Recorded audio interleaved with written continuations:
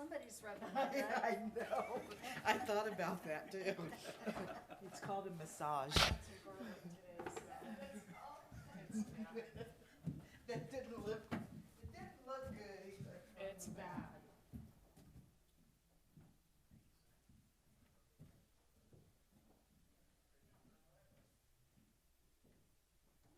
And then once they come back and we're ready to start recording, then click Dias and submit.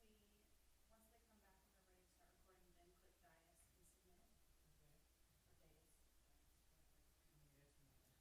Kelly and I were singing that song this morning. She's like, sing the tomato song, Mom. So, yeah, then we'll do that one at that time. Otherwise, it starts recording and then it's just recording an empty room.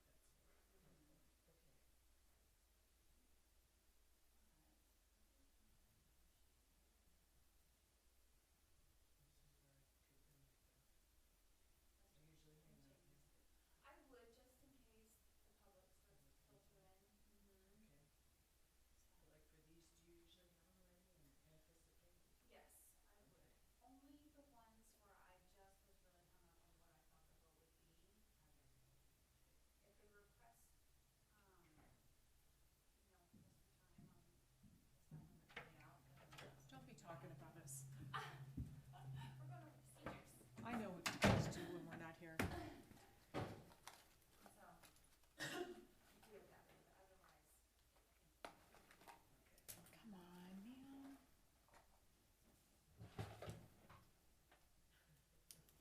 I don't have my pencil. Not in your top drawer? No. It's like my fix. I know, I used to always put a pencil on there. Special pencils. I mean, you can buy, they're big pencils, they're yellow, but they're pencils. They're not pens, and I struggle when I don't have my pencil in hand. Is there pencil in here?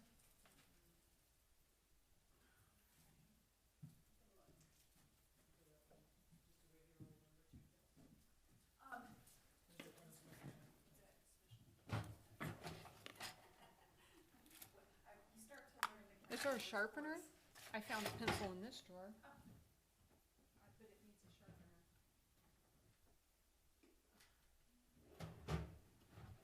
I can grab you one.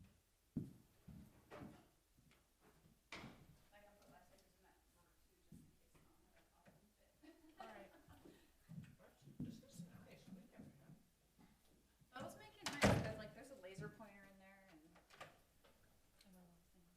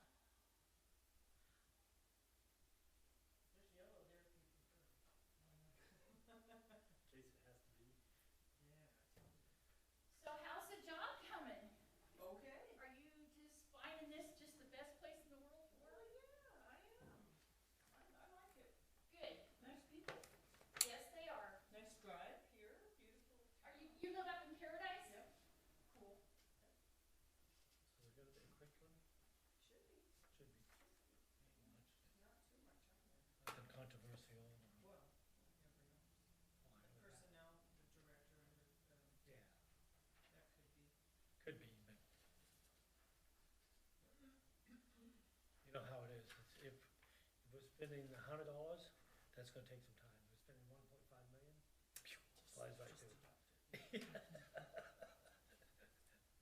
I've seen a few of those.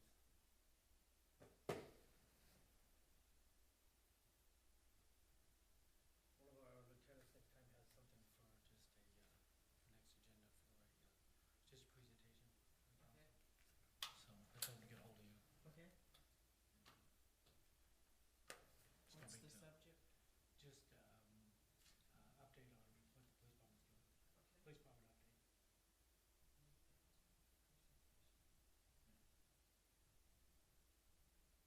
So I told him to get a hold of you Okay. this week. So, and then he's got some printouts for all of it, and we can put those in the packet. And what's his name, Lieutenant? Zwati. Zarate? Yeah, Z-A-R. A-T-E.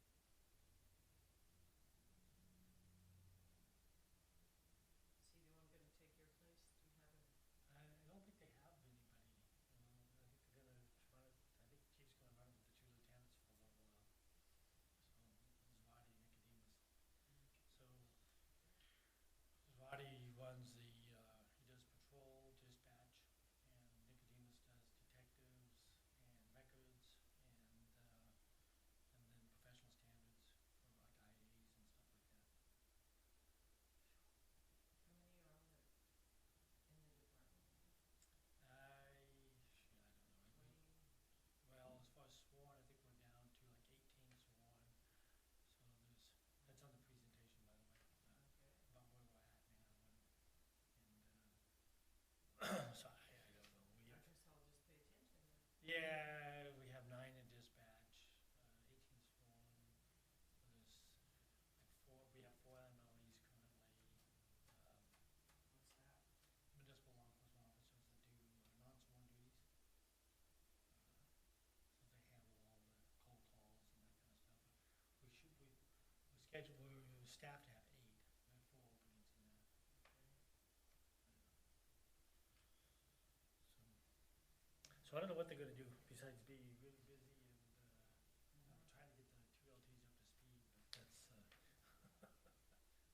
He's just trying to do the job. it's a little difficult for him and so I give Bill a You're list. about 2 weeks out from retirement, are you? Yeah, 2 or 3? 3 counting this week, so 2 days left in this week and 2 more weeks. Exciting. Yeah, I'm ready. I'm ready. You earned it. Yeah, it's gonna be good. Are you going to work Don't have any intentions of working. part-time or No, just no. make the break? I have no, financial needs to work, So there, you got it at plan, okay? yeah, and I really don't, I really feel like, and, things could change, you never know, I really feel like I don't wanna be tied down to any schedule. So, I think the most I'll do is I get bored, I may substitute teach at, the schools. That way I can either do it or not do it, cause I don't, even some of the teaching at the academy and stuff, you gotta be there like Tuesday, Wednesday, you could be there part-time. It's like, I don't know if I wanna be tied down to a schedule, so.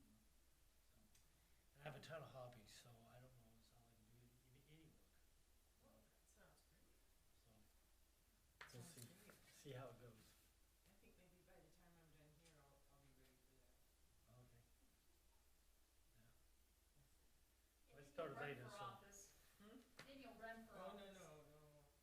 I started a little bit later, so I'm 58. So, if you'd asked me when I was, 52, 53, 5, I probably would say I'm gonna work, after I retire. But now I'm kind of getting to the point that it's like, I really want to be able to get up and, go to the gym and take my time and do a couple hours work and go do something else for a couple hours and roll it in.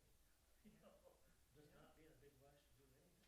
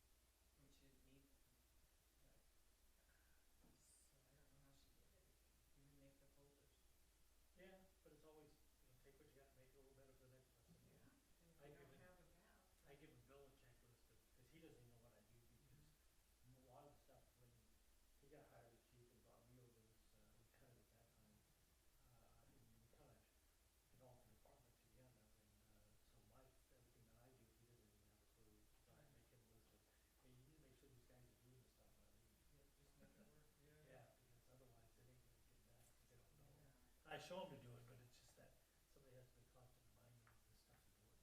Yeah. Policy manuals and making sure Yeah, that the reporting boys. to, correct department corrections and stuff is done, and Bill J reporting is done. That's the stuff that you don't do in day-to-day operations, but if you don't do it, you'll learn. You will learn You the will hard learn way. the hard way. Yes. You need to get that done. It'll be good.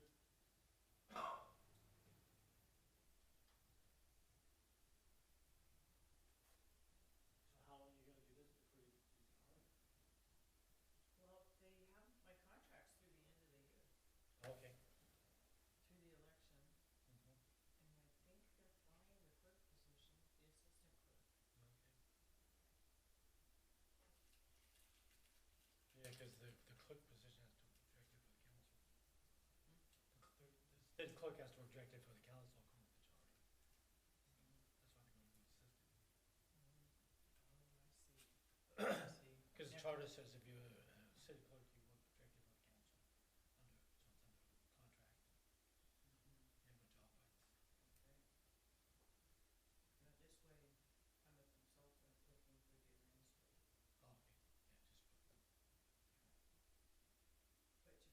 Oh, okay, yeah, just for, but you work for mom, you know. yeah.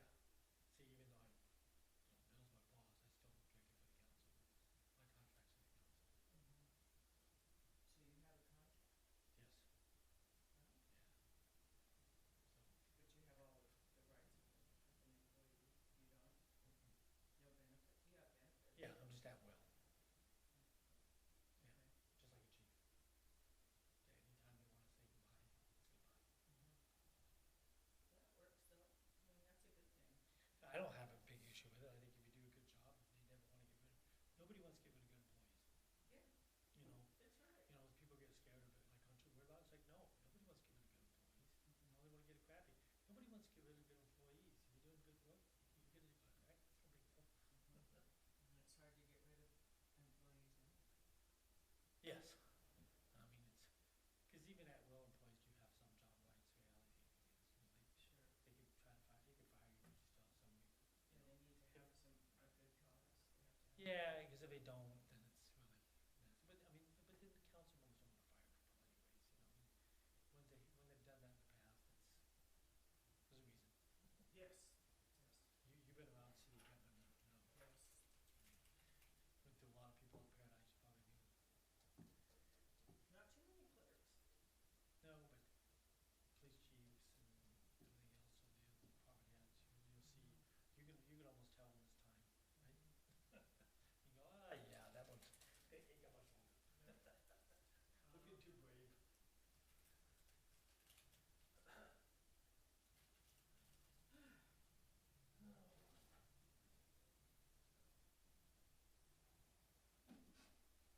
So Was that the sheriff's department that was chasing the guy, the accident today? What was the, why were they chasing them? no, was there any fatalities? Did the guy smack anybody or? No, the three people went down on such cheap though.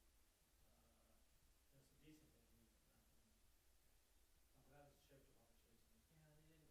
Yeah, they didn't smash into any bystanders. Well, yeah, the car wreck that they were chasing, that wrecked into two other cars, so, They were just so, on their way to, what do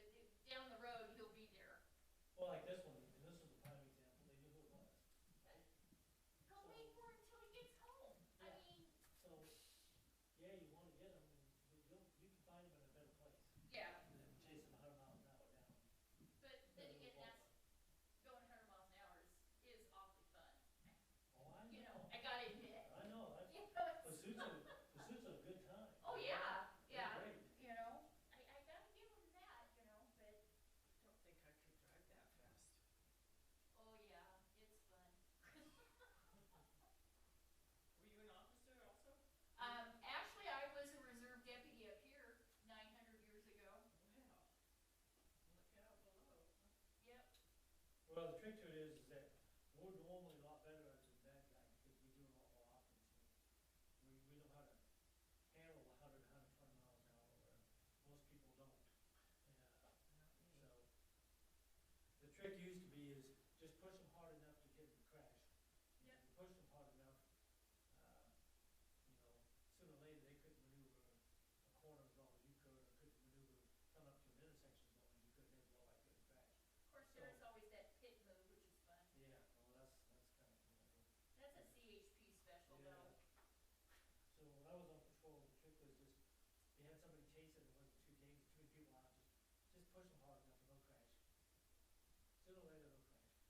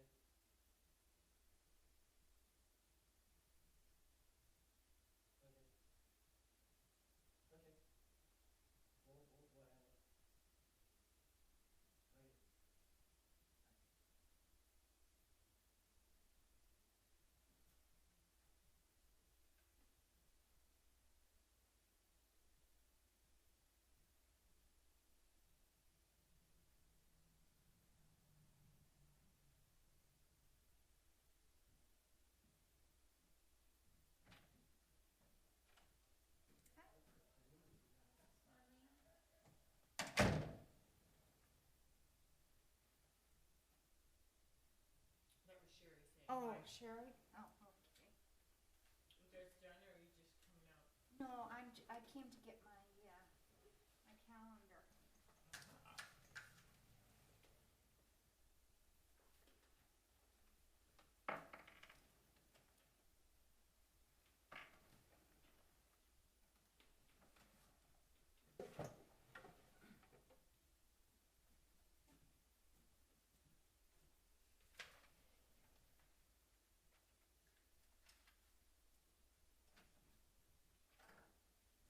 You take some time off when you retired first time, or? My mom was sick. She had cancer. Oh. She was in her last days, so it was good. I could spend her last, she died in August. I retired in June. Oh, okay. So I spent most of July and August there. And then I ran for chocolate queen in Fairfax, and that took up the next 6 months. Did you win? No. Ran for what? Chocolate queen. Oh, okay. It's fundraising. Whoever raises the most money for the youth wins. Oh, okay. So I was busy doing that, and then I went to work for the Ridge Fitness for running. And then, what was next after that?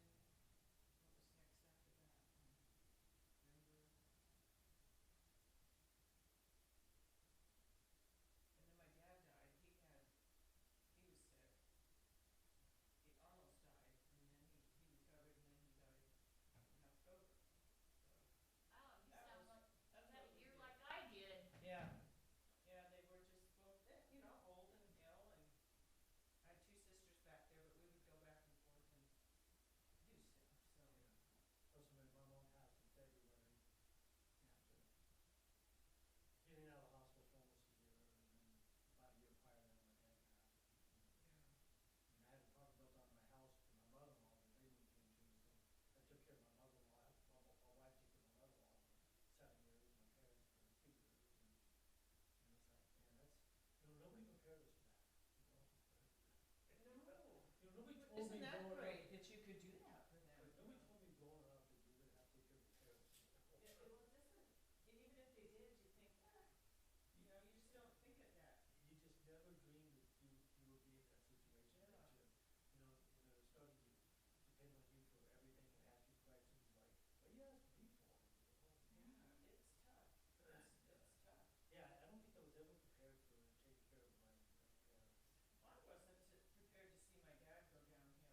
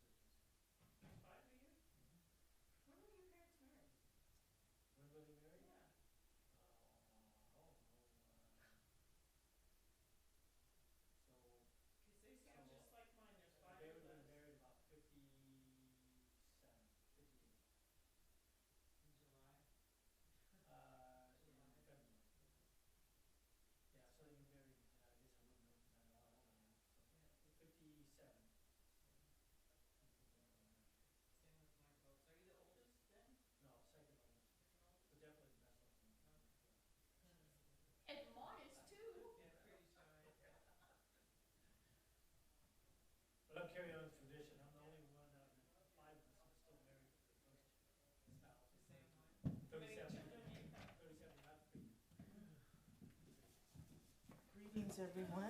That went better than expected. That went much better than expected. I've been weed eating, and I'm gonna tell you, I don't know, Jen, if I could get down there and get back up. I said, holy smokes, the back of my legs are like, Because you're not used to kidding it, me? absolutely. When I first picked that weed eater up, it's light. But then after about 20, 30 minutes, it's not light anymore. And you still have more than half to go. Oh, I have so much weed. Here you go. You know, my wife was telling me we ought to get a couple of goats. And I said, Oh, good idea. They pull down the fields quite nicely.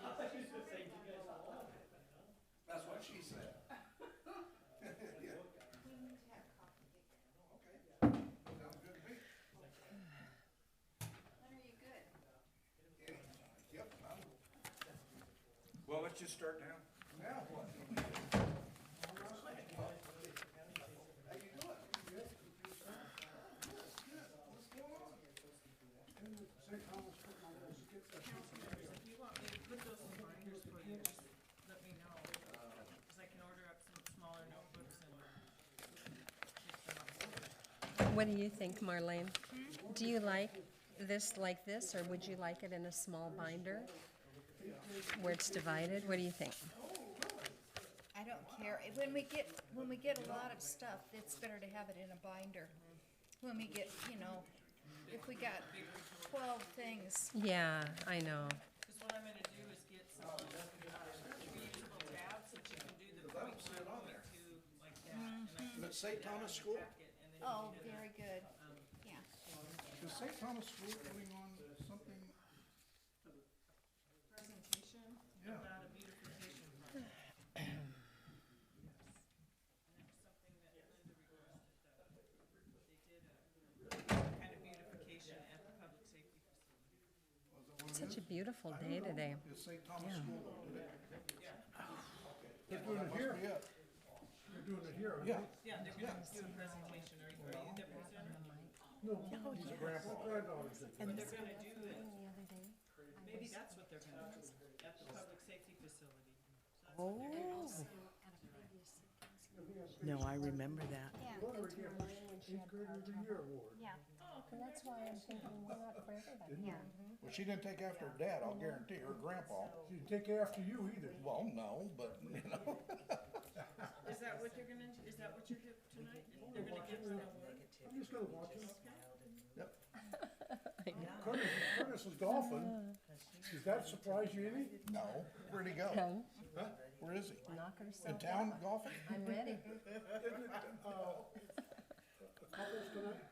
Oh, it is? Oh. Okay, so him and Lori are golfing? Oh, okay. Ellen, the 17th is your last day of work, is it?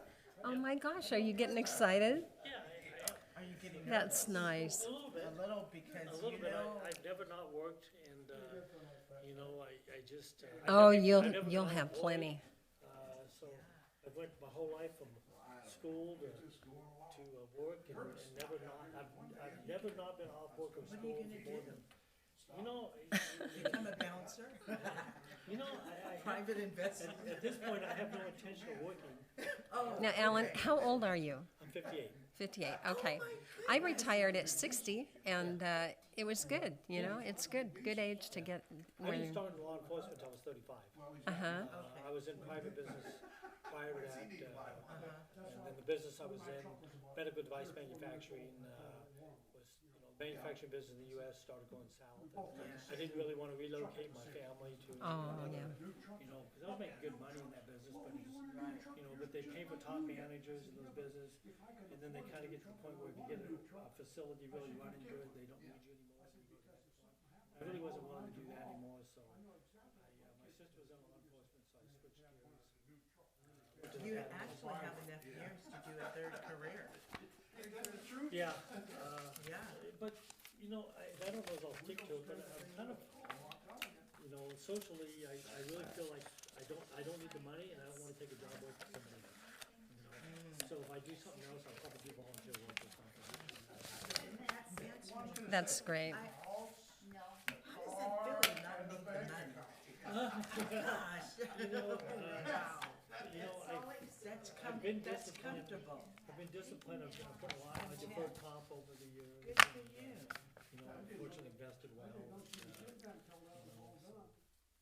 And I didn't get divorced, but that always helped. Oh, A yeah. lot of cops, get divorced 3 times and then they split up 3 ways. Yeah. Staying married was a good financial investment. Yeah.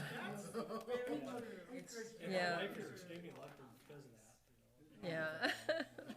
Oh my goodness. No, that that's a chair good around. way to put, yeah. So, Absolutely. we'll see Well, how it goes. congratulations. I have a lot of hobbies and, Okay, you'll be kept busy. But interesting enough, if I do anything at all, I may substitute teach. Oh, good. Yeah, Because that'd be it fun. would be one of the few things that would fit into what I wanna do is, I don't wanna be tied down to, I have to be somewhere one day. 8 to 5.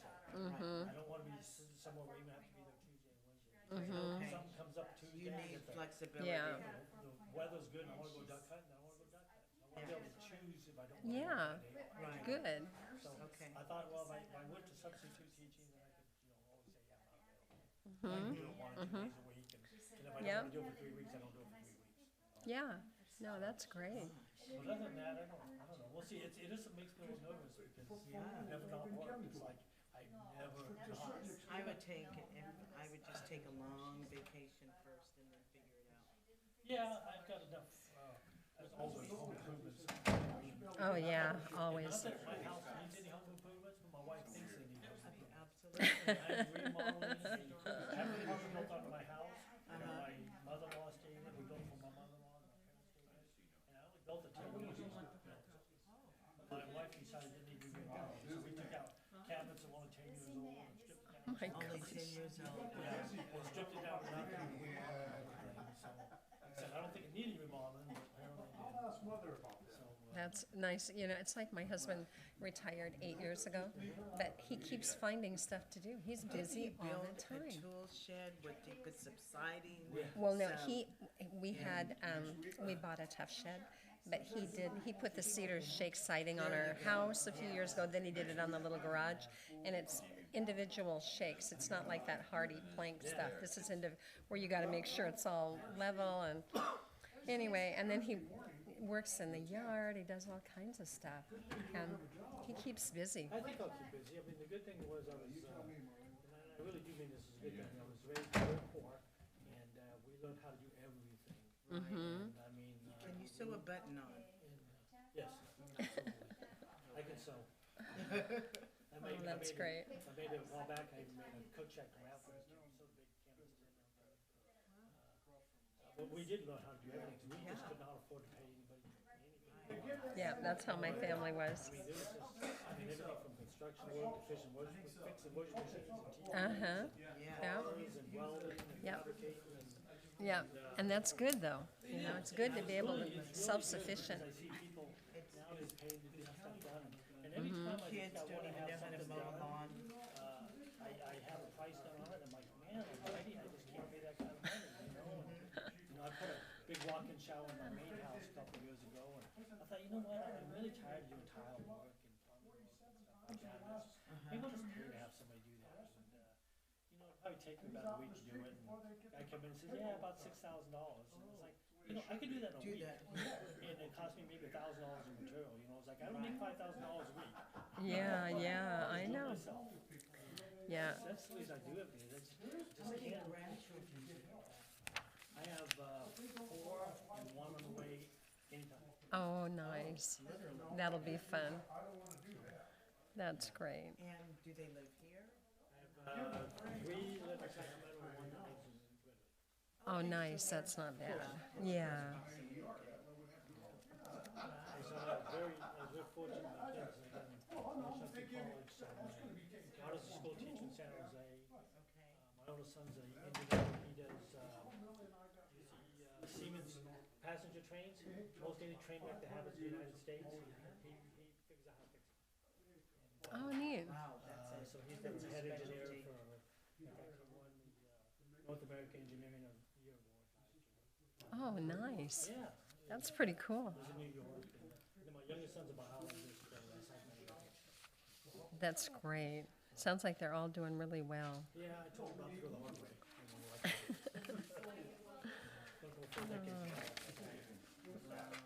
Yeah, that's great. Thank you for sharing. Yeah, you'll enjoy it. I think it'll Yeah. And you won't be bored. I don't think so. No. I retired 8 years ago, and I'm busier and have been busier since I retired, I think. Except I don't spend hours grading papers every night. But I mean, in the daytime, you know, I'm really busy. So it's like, Well, I just want to be able to do things slow and not have to do it. yeah, Some yeah, project takes you 10 hours to do, it might take 3 days to do it, not one. yeah.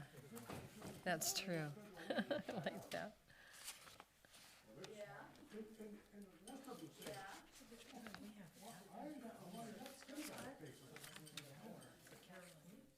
Why did we start so early? I don't know.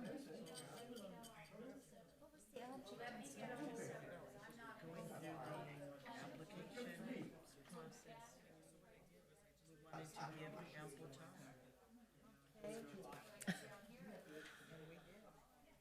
I think an hour would have been plenty. I thought we were starting this at 6. To get a seat. Well, it's supposed to start at 6:30. Yeah. Yeah.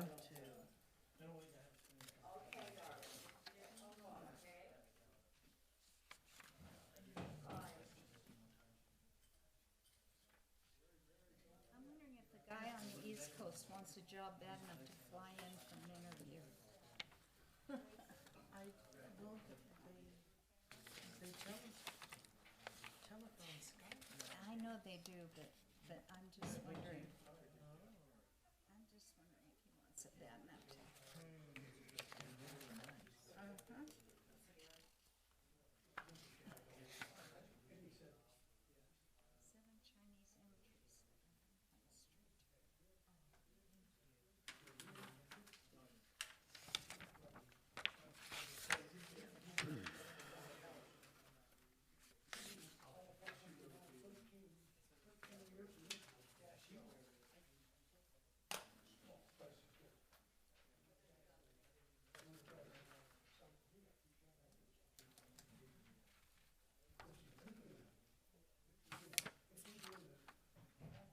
That would be me.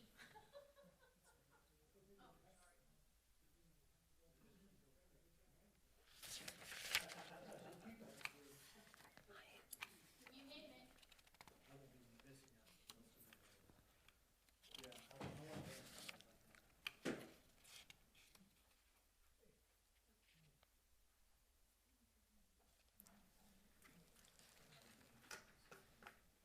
I haven't heard the staff complain about these. They say city staff is having trouble trimming them. I haven't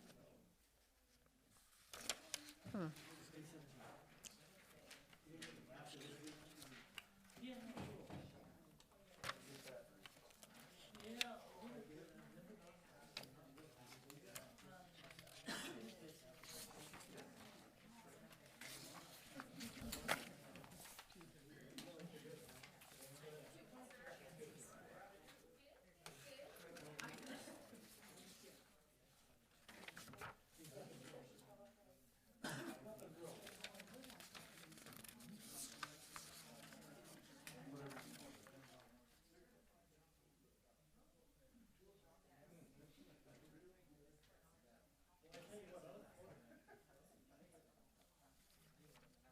Marlene, on this tree ordinance, it says, you know, for those little strips that are along it says the placing of tar paper, plastic or other material over the ground, or the use of materials or chemicals intended to permanently sterilize the soil on these strips is prohibited.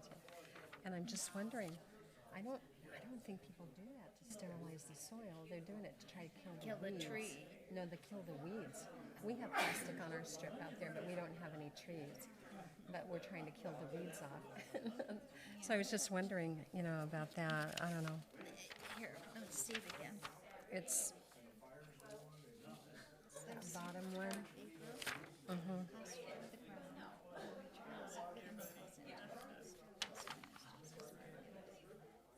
Yeah, but that's because they're carcinogenic. to just put plastic Even over tar the, paper is carcinogenic. well, I don't use that, but we use that plastic stuff over the Yeah. weeds. Yeah, no, And- but unless you're using the stuff that doesn't have the little holes in it, it doesn't, it's not, I mean, They think it damages the trees, is no, that what no, it no, does? no, no, no. I don't know why. That's why what the I'm trying to plastic- figure out. I don't know why the Yeah. plastic. Is there gonna Except be Kent Fowler or someone here to talk about this thing at all, I wonder? I'm just curious. Let me read it again. Oh, yeah, go ahead.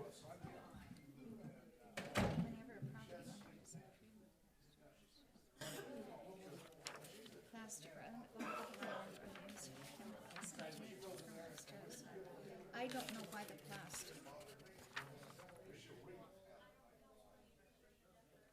But the chemicals, I understand. Mm-hmm, yeah, I do too. And tar paper, I understand. Mm-hmm.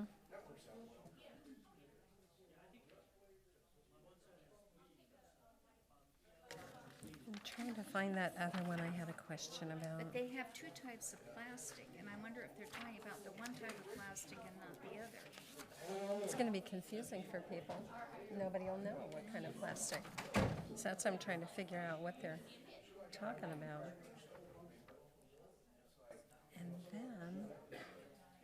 And then there was another thing where if you cut a tree in your yard, you have to plant, okay, you have to plant a certain number of trees in If you place. remove a tree, Yeah, yeah. yeah. And it said you had, if you had like a healthy maple tree in your backyard that you needed to cut down, like if you put up solar panels or something, Yeah. then you have to plant 4 trees. What Yeah. if you have no place for those trees? Like we can't in our backyard, we have no place where they won't cover the panels. And we have a bunch in the front yard already. So I don't know if that's a little bit too specific, maybe, I don't know. If I can find that right now.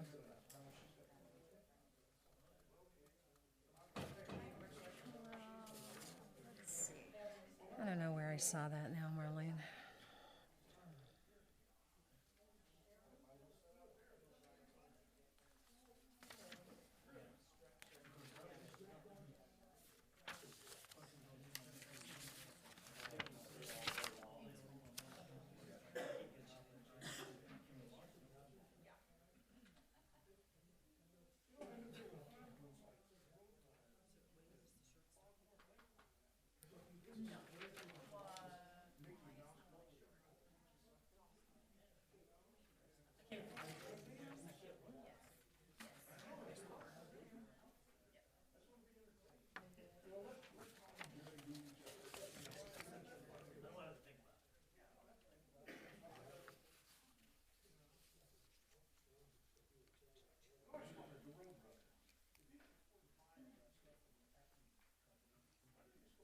I see what they're saying here. What they're saying is that you have to maintain the strip in the sidewalk. And what they're saying is that people, instead of maintaining it, will just cover it with plastic or just, Oh, okay. that's what they're saying with tar paper, or they'll go out and poison it so that it's big. Okay. And they're saying, no, you can't do that. Okay. You have to take care of it. And that's what Okay. And here's where I saw that other thing. Hang on a minute.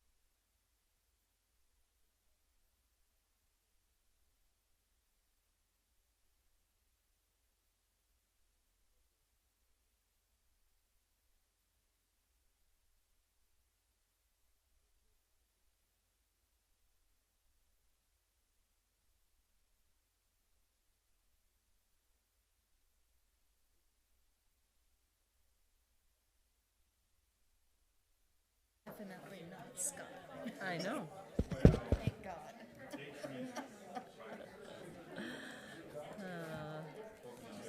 Hi.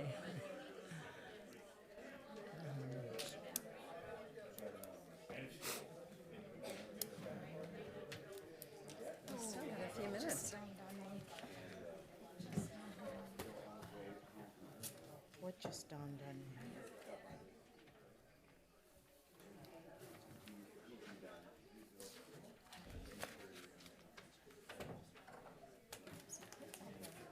And why? Why? What's on the agenda? Did I miss something? Absolutely, yes, I did. And well, that's the only thing I could think of was that.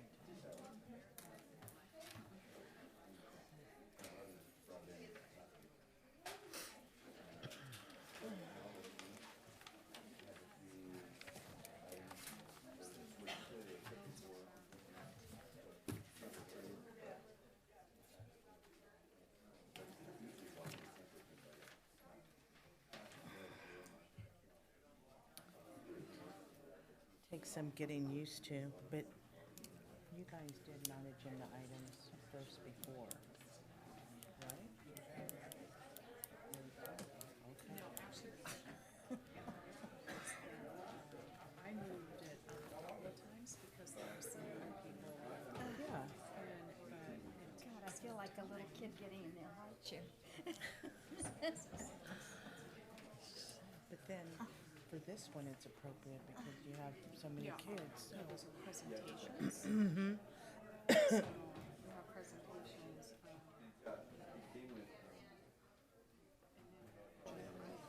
and then city business. Right. Well, we'll see how it works. We agreed to give it a try.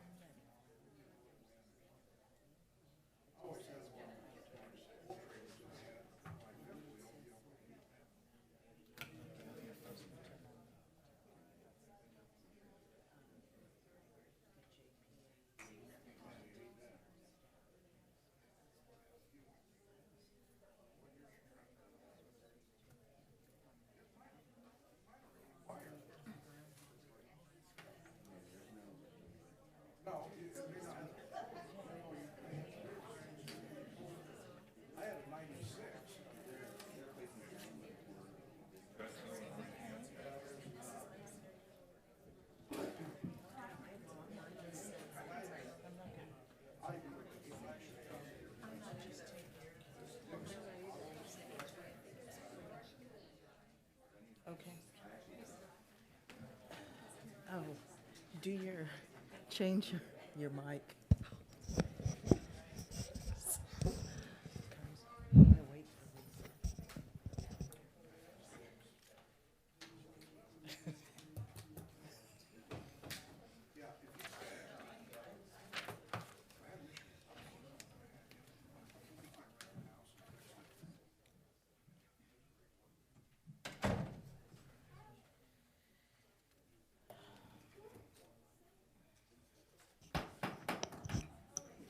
Welcome, everybody, to the Oroville City Council meeting. We've just got back from closed session, direction given, no action taken.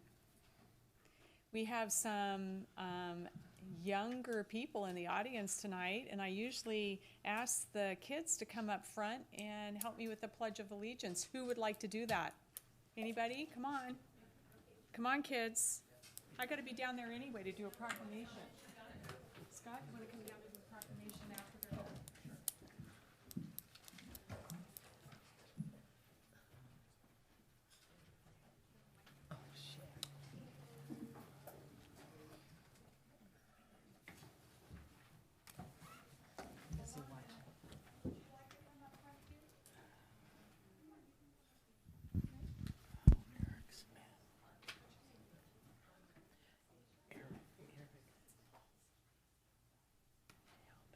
So we have St. Thomas School here for a presentation this evening.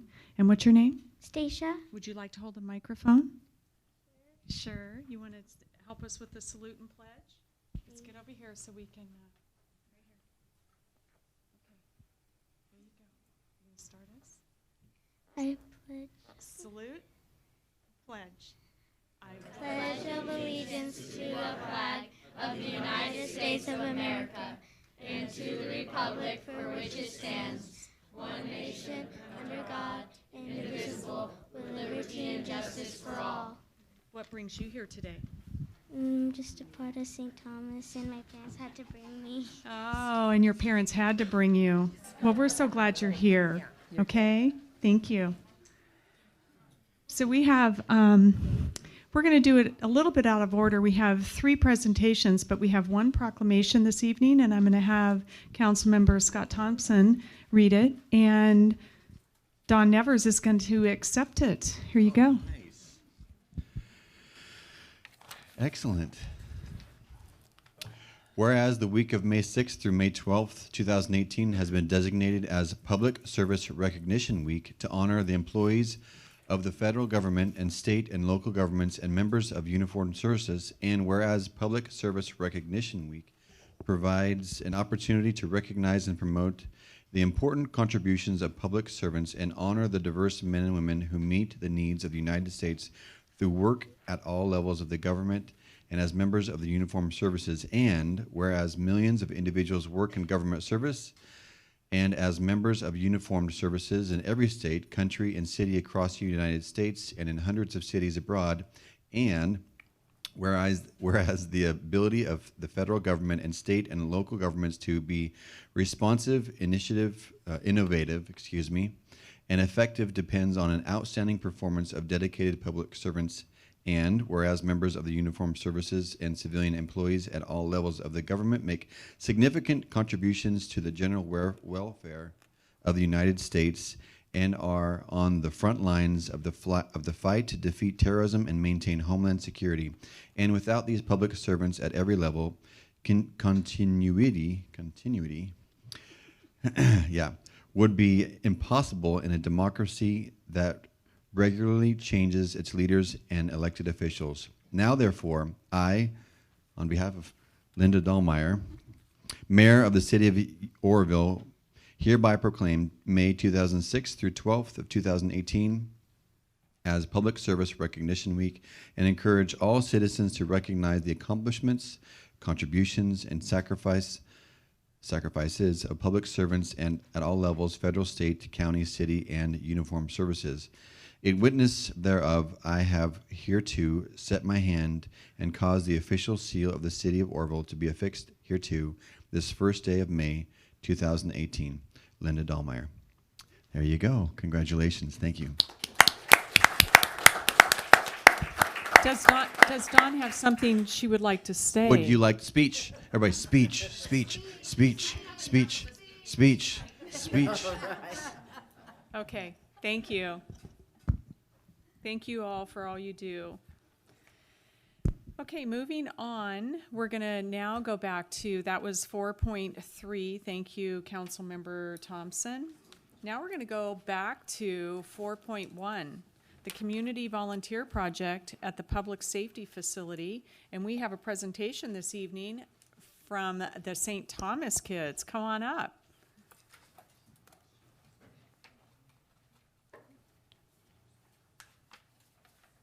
So I'm going to request that you put that microphone down so you can speak clearly in it because it's getting recorded live. Did you know that? Yeah, and so then you can watch it later, okay? Now I want you to watch the whole meeting though, not just your part. Okay.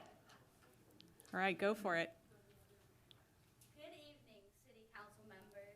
My name Is the microphone on? Yeah, sorry. Should be. Good evening, City Council members. My name is Caitlin Wyman, and I am the Student Council President at St. Thomas the Apostle School here in Oroville. With the encouragement of my teacher, Mrs. Knopf, and with the direction of one of our outstanding parents, Mr. Logue, our 8th grade class has decided that we would like to do a small project to help beautify the community. We voted on several options and decided on refurbishing the planter boxes and beds at the entrance of the Oroville Police and Fire Department. We all like this idea of giving back and showing respect to the men and women of our police and fire departments. We hope that you will approve our project, which we are calling the 8th Grade Crusade, a fitting title for us since we are the St. Thomas Crusaders. We are looking forward to giving back to the community that has given so much to us. Thank you so much for your time and consideration. Well done.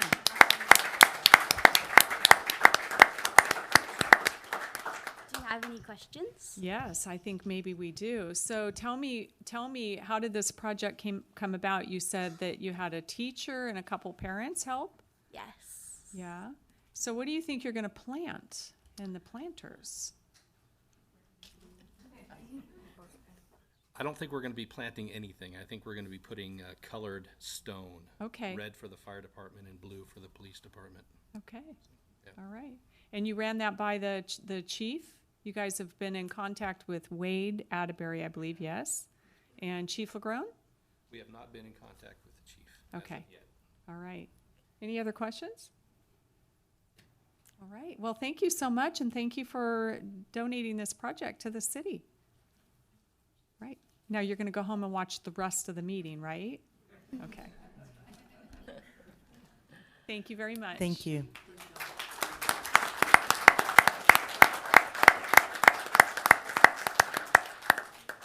Moving on to item 4.2, this is a Sustainability Groundwater Management Act status report by Dawn Nevers.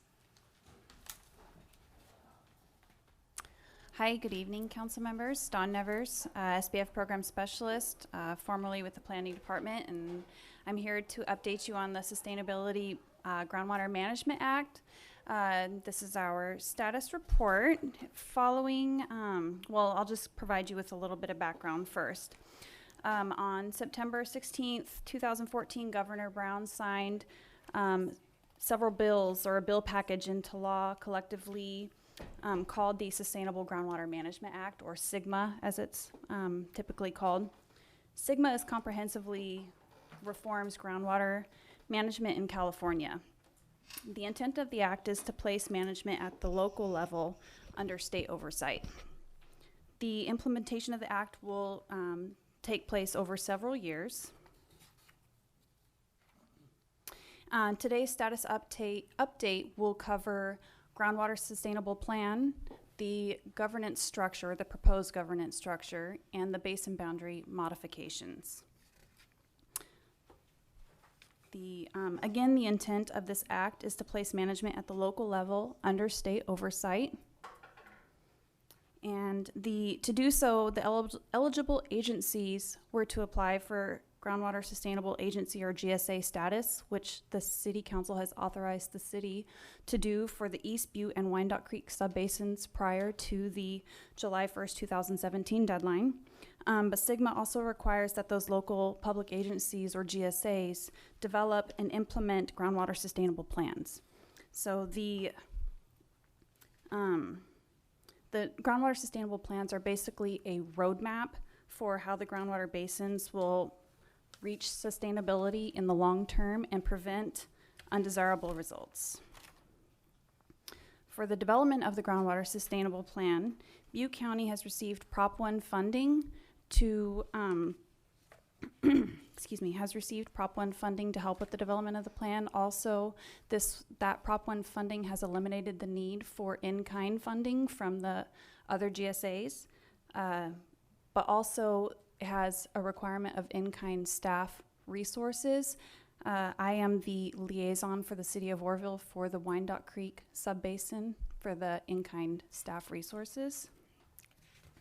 And Butte County has conducted years of monitoring and studying and compiled ample groundwork data for this plan. Here are some examples of undesirable results. So lowering of groundwater levels, reduction of groundwater storage, water quality degradation, just to name a few. So the proposed governance of the plan, the subbasins are really planning areas, and the groundwater sustainable plan must cover the full extent of these subbasins. Later I'll talk about the boundary modifications, but the proposed strategy is to create a joint powers authority, and this will remove overlap, create partnerships, allow for collaboration of the groundwater sustainable plan, and reduce the cost of staff time to the city and the other agencies. Here is a proposed or draft governance diagram. So for the Wyandotte Creek Subbasin, Butte County, the City of Oroville, Thermalito Water and Sewer District would be the primary 3 member directors. And the 2 stakeholder seats would be a groundwater sustainable board appointed agricultural user and a domestic well user. There would also be the management committee, which would be myself and the other agency managers, as well as stakeholder advisory committee and a technical working group. The proposed governance for forming the JPA would be an efficient process for developing and approving a groundwater sustainable plan. A couple of details to note are that it will be efficient and more cost effective to the city to form the JPA. Consistent with the regulatory framework across the basin. Sigma, it will allow the Sigma will allow the authority to be delegated to the JPA, and it allows the stakeholders a seat at the governing table. So for the boundary modifications that are being proposed currently, the City of Oroville sits within East Butte and Wyandotte Creek Subbasin. This will stress staff time trying to develop 2 groundwater sustainable plans because it also involves community outreach, lots of working time within both basins. Staff is proposing, along with Butte County and Thermalito Water and Sewer District, to pull out of East Butte Subbasin and fully pull into Wyandotte Creek Subbasin to only be encompassed within that one basin to reduce staff time. Also, this will cause Yuba County water to pull from Wyandotte Creek down to North Yuba Subbasin. I know this is kind of a broad version of it, but this is going to be better for the City of Oroville and for staff in the long run. Again, it'll greatly reduce staff time. So identified on the right map are numbers 5 and number 6, and that's where the proposed modifications would be for that basin boundary. So the single GSA concept through the Joint Powers Agency is the preferred option for the managers of the Wyandotte Creek Subbasin. And there will be a public meeting coming up this Thursday, May 3rd at 6 p.m. at the Southside Community Center. So the public has a chance to gain information and provide feedback regarding the Sustainable Groundwater Management Act. And there are flyers in the back of the room, and each council member should have received a flyer in their mailbox. So are there any questions or considerations, comments? Anybody? Thank you. Mm-hmm. Thank you, Dawn.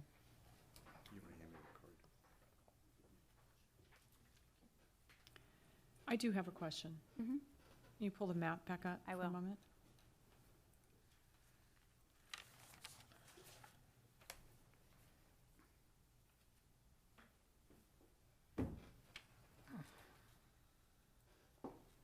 So the East Butte, Mm-hmm. what area does that actually cover? Oh, that covers, well, the East Butte covers Sutter, or the northern portion of Sutter, along Highway 99. The Feather River is the western border between Wyandotte Creek and East Butte. Currently, with the proposed boundary adjustment, it would wrap through the other side of the Thermalito Water and Sewer District, their west boundary. So it would adjust it more westwardly.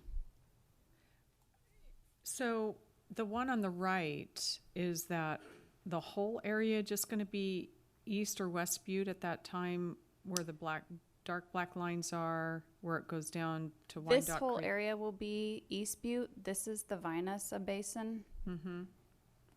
And then West Butte subbasin. Oh, Vina's up here. So this whole area is the East Butte subbasin. And it's more so their lines were drawn based on, like I said, the Feather River. They tried to use landmarks, but within the Wyandotte Creek subbasin, Butte County and the city and Thermalito felt that it was best to have just those three pulled into that subbasin for jurisdictional reasons. And so who's taking the East Butte or West Butte combination? There are several jurisdictions and agencies that fall within the East Butte, making that a much more difficult plan to develop because there are so many agencies. Mm-hmm.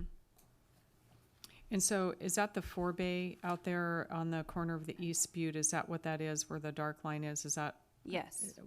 And Wyandotte Creek would not, it would wrap the east side of the forebay. Okay. Okay. Dawn, I noticed that the staff report does not give a time for the workshop on May 3rd. It is at 6 p.m. Thank you. Mm-hmm.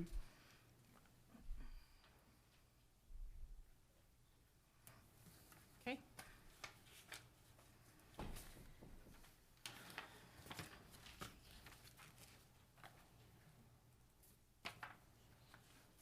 Okay, moving on. We do have a new format on this evening's agenda. And so I'm going to go ahead and read it clearly for the public to hear. And it is on non-agenda items. We had occasionally had non-agenda items at the front of the meeting for people that just really wanted to make announcements about community events. We've elected as a council to move it forward again, and I'm going to read the specifics on how we're going to do the non-agenda items ahead of the meeting. If it doesn't work out, we'll move them back to the back of the meeting, but for now, we're going to try it this way. Public communication, hearing of non-agenda items. This is the time that members of the public to address the council on matters not listed on the agenda. The City Council has established time limitation to 3 minutes per speaker and an overall time limit of 30 minutes. In the event that more than 10 speaker cards are submitted for a non-agenda item, the time limitation will be reduced to 2 minutes per speaker, thus allowing up to 15 speakers. If more than 15 speaker cards are submitted for non-agenda items, the first 15 speakers will be randomly selected to speak at the beginning of the meeting, with the remaining speakers to be given an opportunity at the end of the meeting. The speakers may not give their time to other speakers. The mayor, vice mayor, or presiding council member will call the names of the persons who have submitted a speaker card to the city clerk. When called, speakers are requested to step to the podium, state their name for the record, and make a brief statement to the city council. Pursuant to the Government Code Section 54954-2, the council is prohibited from taking action relating to any items that are not on the agenda. The council or staff may provide a brief response to statements or questions made by the speaker. Thank you very much, and I'm going to go ahead and start. I'm sorry, Madam Mayor. I'm sorry, Madam Mayor, but shouldn't the speaker also give their address when they give their name? I don't believe it's required. From a strictly legal standpoint, actually, not even their name is required. I see. You can request it, but and if someone wants to give it, they can. But if someone wants to get up and not provide their name or their address, they do have a legal right to do that. All right, thank you. Thank you. First person is John Miller George. And then Bill Spear. Wow, I get to be first. There, can you hear me okay? So one of the things that I like to do is discuss things that I hear during the meeting, at the end of the meeting. So this is kind of new for me. But I heard from Don Nevers, and there's a 1930s project that is still saving groundwater in Arizona. And I'd like to send you the info if I could get your address after the meeting, email address. Then I want to suggest something for the council, that some unit decide to hold some brainstorming sessions about how to bring new income into the city. Not new taxes, new income. It could be some kind of administrative thing with, whatever's legal. So maybe I could talk to you afterwards about what's legal. I wanted to tell you that tomorrow a bill in the California State Senate called SB 1302 is going to make it such that no locality can forbid cannabis delivery services to homes. So what that means is, I think the council's on the right track, because if you don't legalize home deliveries, then some other county cities are going to get all the revenue to the tune of millions. However, Oroville's not that big of a city, so dispensaries and deliveries will not be the major source of income for the city. Last thing, I'd like to take the last minute and talk about my trip to San Francisco this weekend. It was a personal trip. My my son-in-law is getting married, and he's going to propose to his girl, and we gave him his grandpa and grandma's rings, which they had been married for 70 years. So I think that's good luck. However, a comment on going to San Francisco is the future is popping up all over there. There's a lot of really exciting things happening, and I don't see any reason why any of this stuff can't happen here. Problem is, nobody knows about it yet, and that's why I like to have the brainstorming sessions. And I'm going to yield up the last 20 seconds. Thank you.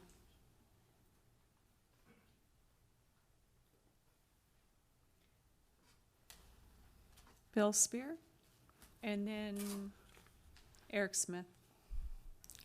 City Council, thank you for another opportunity to speak tonight, and I like this new format because the main reason I come is to pray, and I think that praying starting out with prayer to give us wisdom to navigate will be a big help to our city. The Bible says if anyone is in trouble, they should pray. Prayer is the answer. So, Father God, I thank you for this opportunity, for this beautiful day, for our beautiful city. I thank you for all your servants, the public servants who lay down their lives to serve. In your word, it says the greatest of all shall be the servant of all. And so we pray for wisdom for our city council tonight to navigate through to the present and to the future, that it would be for your glory and for your kingdom. We pray for our administrators and for our police, that you would protect the police and use them. They are your servants. They are your who you use to protect and to serve. For our fire department, we pray for your provision, Lord. In your word, it says we have not because we ask not. So we sit here tonight asking. We ask for the increase. We're not sure where it's going to come from, but we are sure of this, that you who begin a work in Oroville, that you're going to see it through as you wake up your church, as you wake up the community, as the service groups come together, as we come together as a community to make a difference, to love each other and to care as we raise up the kids that you have given us. Thank you for the kids that brought the presentation tonight as they intercede for the community. Thank you for the YMCA and for all the youth groups. Thank you for the parks, Lord, that we're not sure what the solution is, but we know that as the community comes together, that it will be for your glory, for your kingdom come, your will be done in Oroville as it is in heaven. In Jesus' name we pray. Amen. Thank you very much. Thank you, Billy. Eric Smith, and then Edward Hall. Madam Mayor, Council, thank you for this opportunity again. Recently, Ed Hall, who will be up behind me, this wasn't a collaboration, by the way, just so happened to be that he's behind me. But he had mentioned some challenges that they were having at his place of business with criminal activity.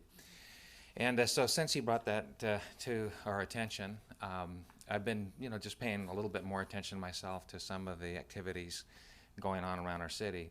And since he made that statement twice now while in a store here in Oroville, I've literally been run over by people committing petty theft.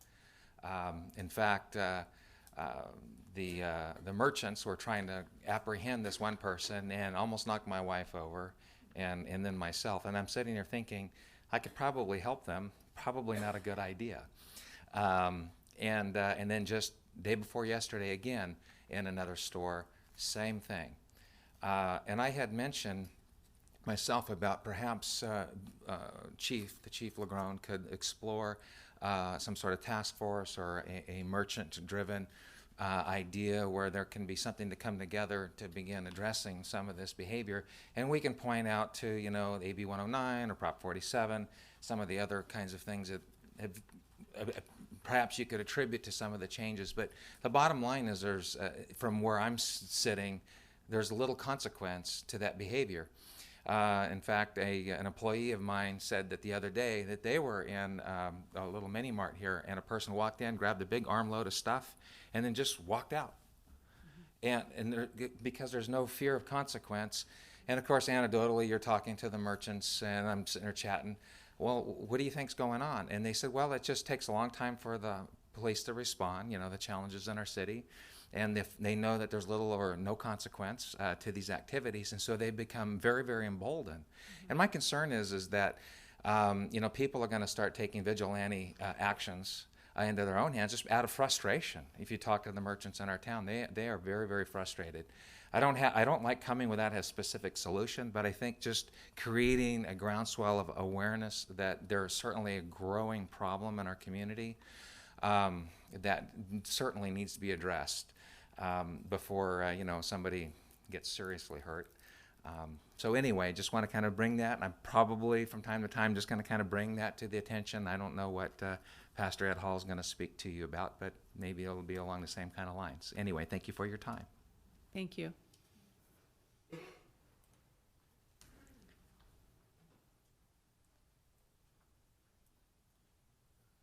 Madam Mayor, Council, I'm going to move pretty fast. I want to address a couple things, and I thank Eric for coming today. First of all, I'd like if the council is willing to go out and talk to the businesses and see what each business is dealing with. It's just not the plaza where my company or my business is located, but it's all over Oroville.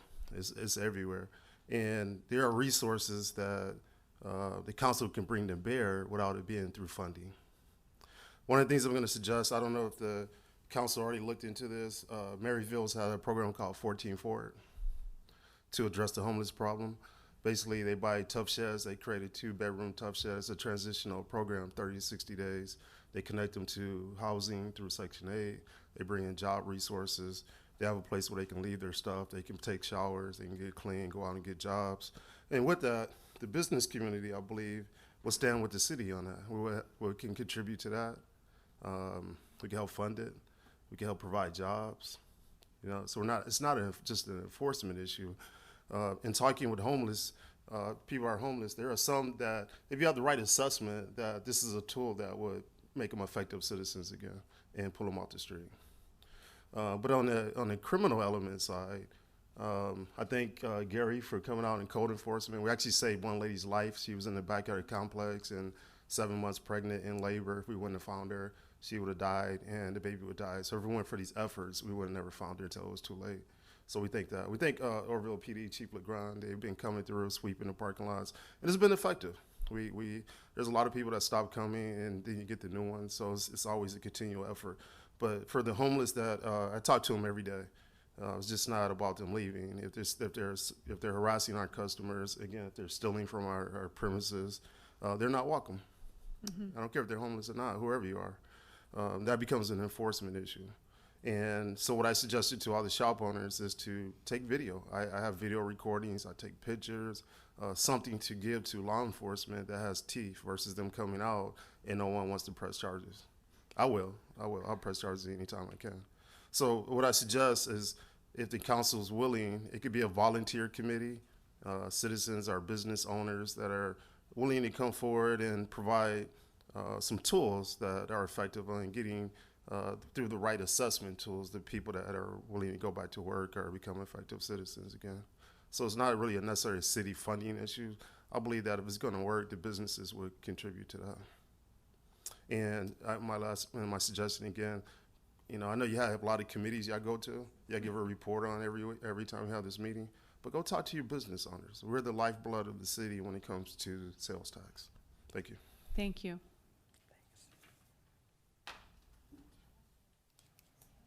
Tasha Levinson.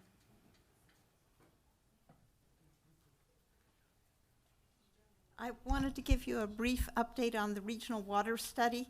But before I do that, with what was just mentioned, I know that Feather River Recreation and Parks is doing this Park Watch thing, which is a smartphone program that can then give direct connection to problems. You just take a picture of the problem on your smartphone. It gives you some recorded evidence that you have right there, and it also gives you a way to quickly and easily document, and may be of use to both the police and the shop owners to start having a better handle on the incidents as they are happening, kind of going along with the if you see something, say something approach. This is a program that already exists that may be perfect for this purpose.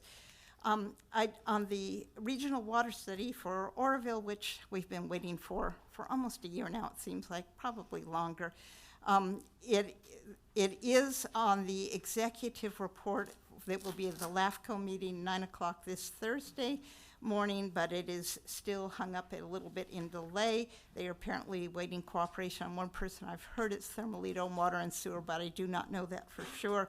My real concern, and I will be mentioning this to them, is that they are still talking about it as a rate comparison study instead of what it is and has been contracted to be and what we got the grant for, namely looking for opportunities to save us money. Somehow we have to get this through to LAFCO, because if they're not asking for the right thing, even though they have put that in the written request, I don't think we're going to get the right thing. And that was the entire purpose, was looking for opportunities for savings to the consumer, not a rate comparison study. I hope that that will happen. But anyway, I will report back to you after I've been to the LAFCO meeting. Just wanted to let you know. Thank you, Tasha.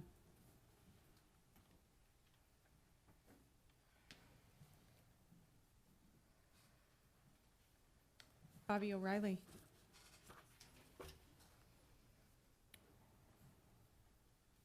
Good evening, Council. I surprisingly was not going to speak tonight, but I heard all the negativity and I had to come with some positivity, which is unusual for me also.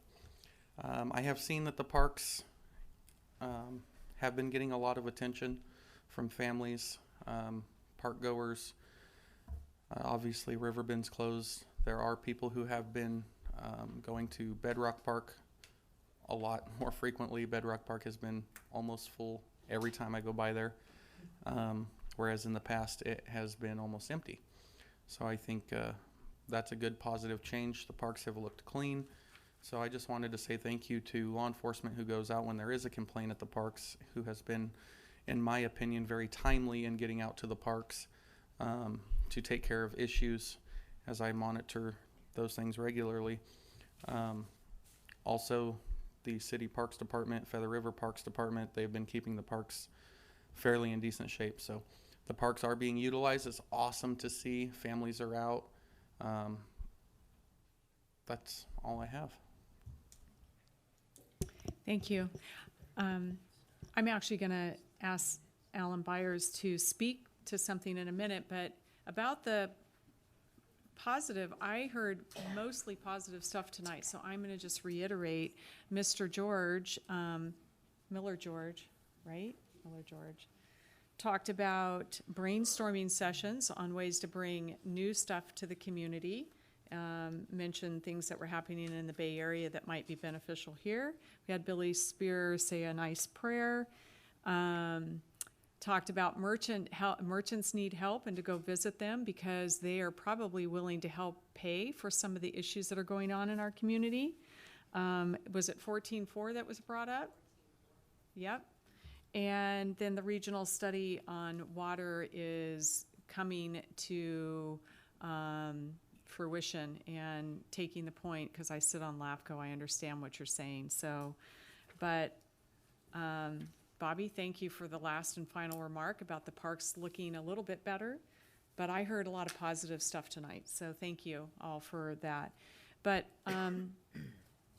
with that said, if Mr. Byers could touch a little bit on this, because I think a lot of really good points were brought up about especially Mr. Hall coming a couple of times and videotaping and taking pictures and then actually helping people, saying, you can't steal from me and you can't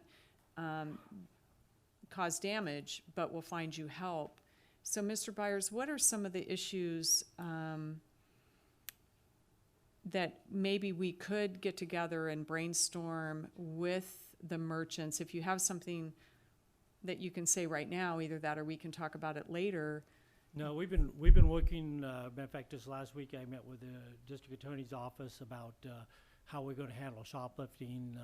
Obviously, it's been very difficult because with the jails being crowded, it's hard to have them be responsible much for what they're doing.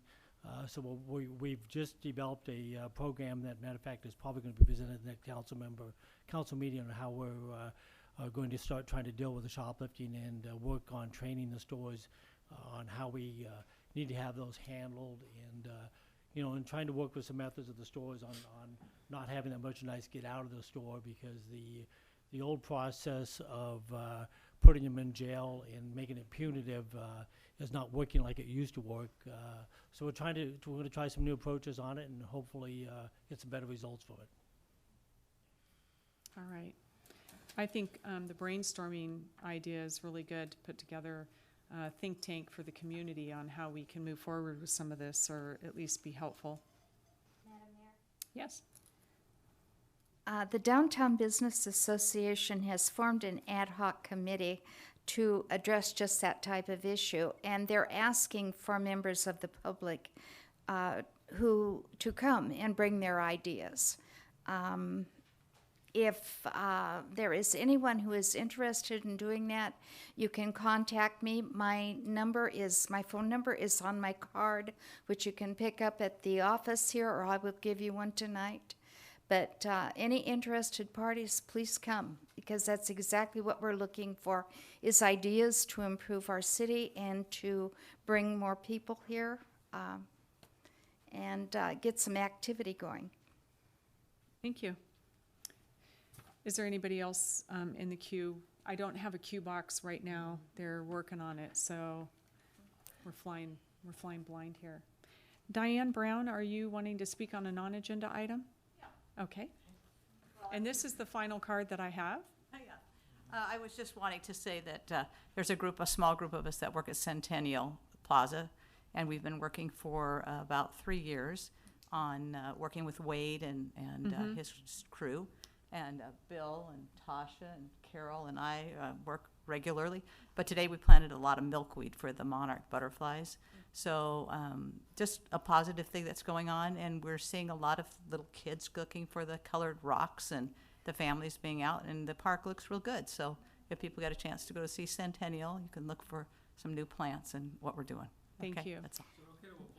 Diane is particularly industrious. She talked with one of our local stores and was able to provide mulch and, was it mulch and bark for the area? You, okay, yes. We wanted to, well, we worked with, the planters had problems. One was that the drip line was underneath heavy weed cloth, and then on top of that was mulch, so if there was a leaking problem, nobody could find it. And so a lot of our plants we put in last year just really failed. So Wade, I asked Wade, can we rip out the weed cloth? Can we get that drip line replaced? So we did all that kind of physical labor, and then Lori at the city put the water line back in and so forth. And so I went to Home Depot, and they gave us 39 bags of Miracle Grow, the big ones. And it was kind of funny because I inherited a truck from my dad, and the guy comes out with the big forklift, and he lifts up this big pallet, and he says, "Oh, this is what we're giving you." It's a huge pallet, and he just puts it in the back of the truck, and the truck just goes, and I'm like, whoa, gotta get it away. And then Better Deal Exchange gave us 17 bags of mulch, and then James Morgan of Morgan Tree Company, he donated a ton of chipped up mulch, so the linemen distributed that, and they pruned all the wisteria. And they also have worked down at that. The linemen are going to be back working the 2 parks that go onto Highway 70, the on-ramp and off-ramp, where it gets real weedy. It's beautiful. They went through once, but then the rains came, so they're coming through on the 25th again. But it's a nice partnership, and it's just great working with Wade and Lori and Teresa at the city. You know, they've been real helpful. So it's fun. Yeah, we have a good time. Good. Thank you. Thank you.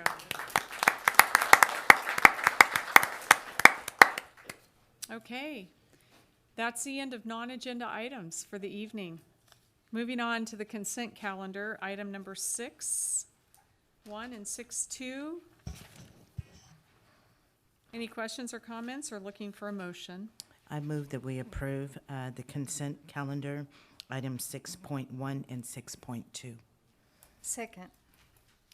Voting's open, or will be.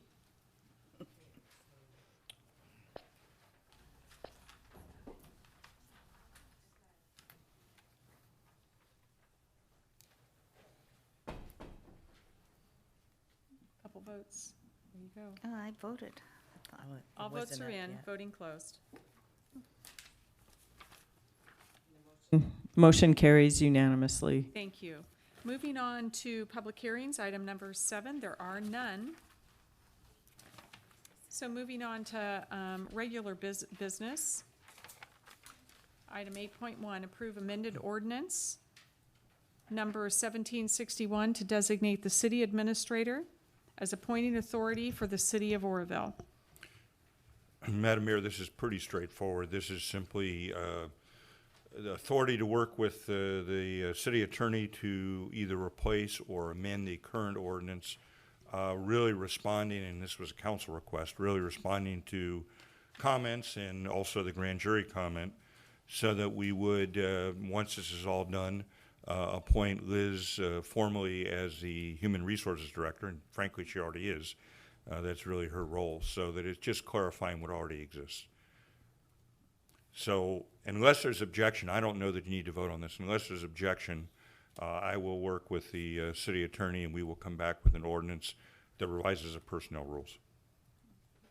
There's somebody requesting to speak. Yes. Councilmember Draper and Vice Mayor Goodson. I have a question.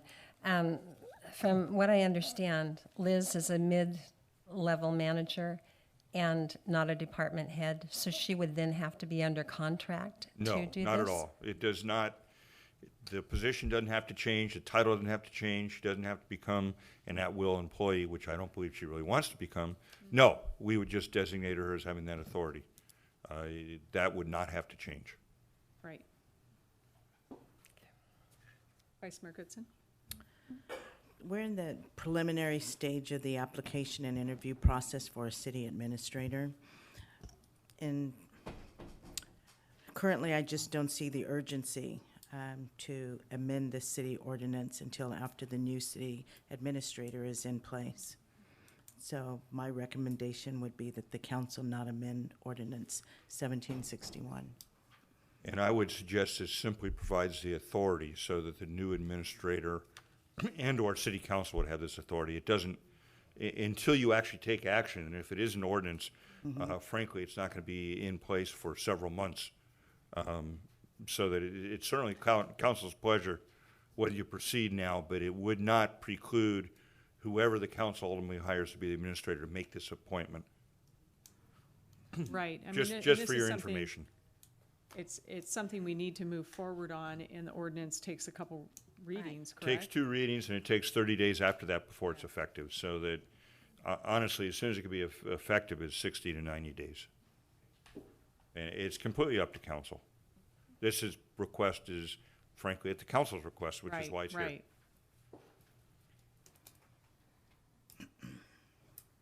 I see, if I may, I see her already kind of acting in that role, so at this point, in my opinion, it's more of a formality. I personally believe it's formality. I know the police chief has this title, but in reality, Liz does this work, as you all know. And as I said, this is on the agenda at your request. This is simply starting a process that would allow that.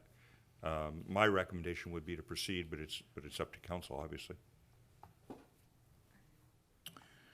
A problem that I have with this, where the strikeouts are, and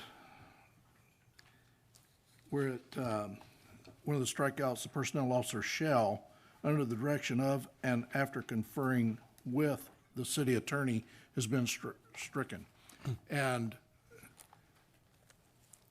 my personal opinion here, for the protection of this city, the way I see it, you'd better not take any disciplinary action against any city employee, because this is not private sector, this is public sector.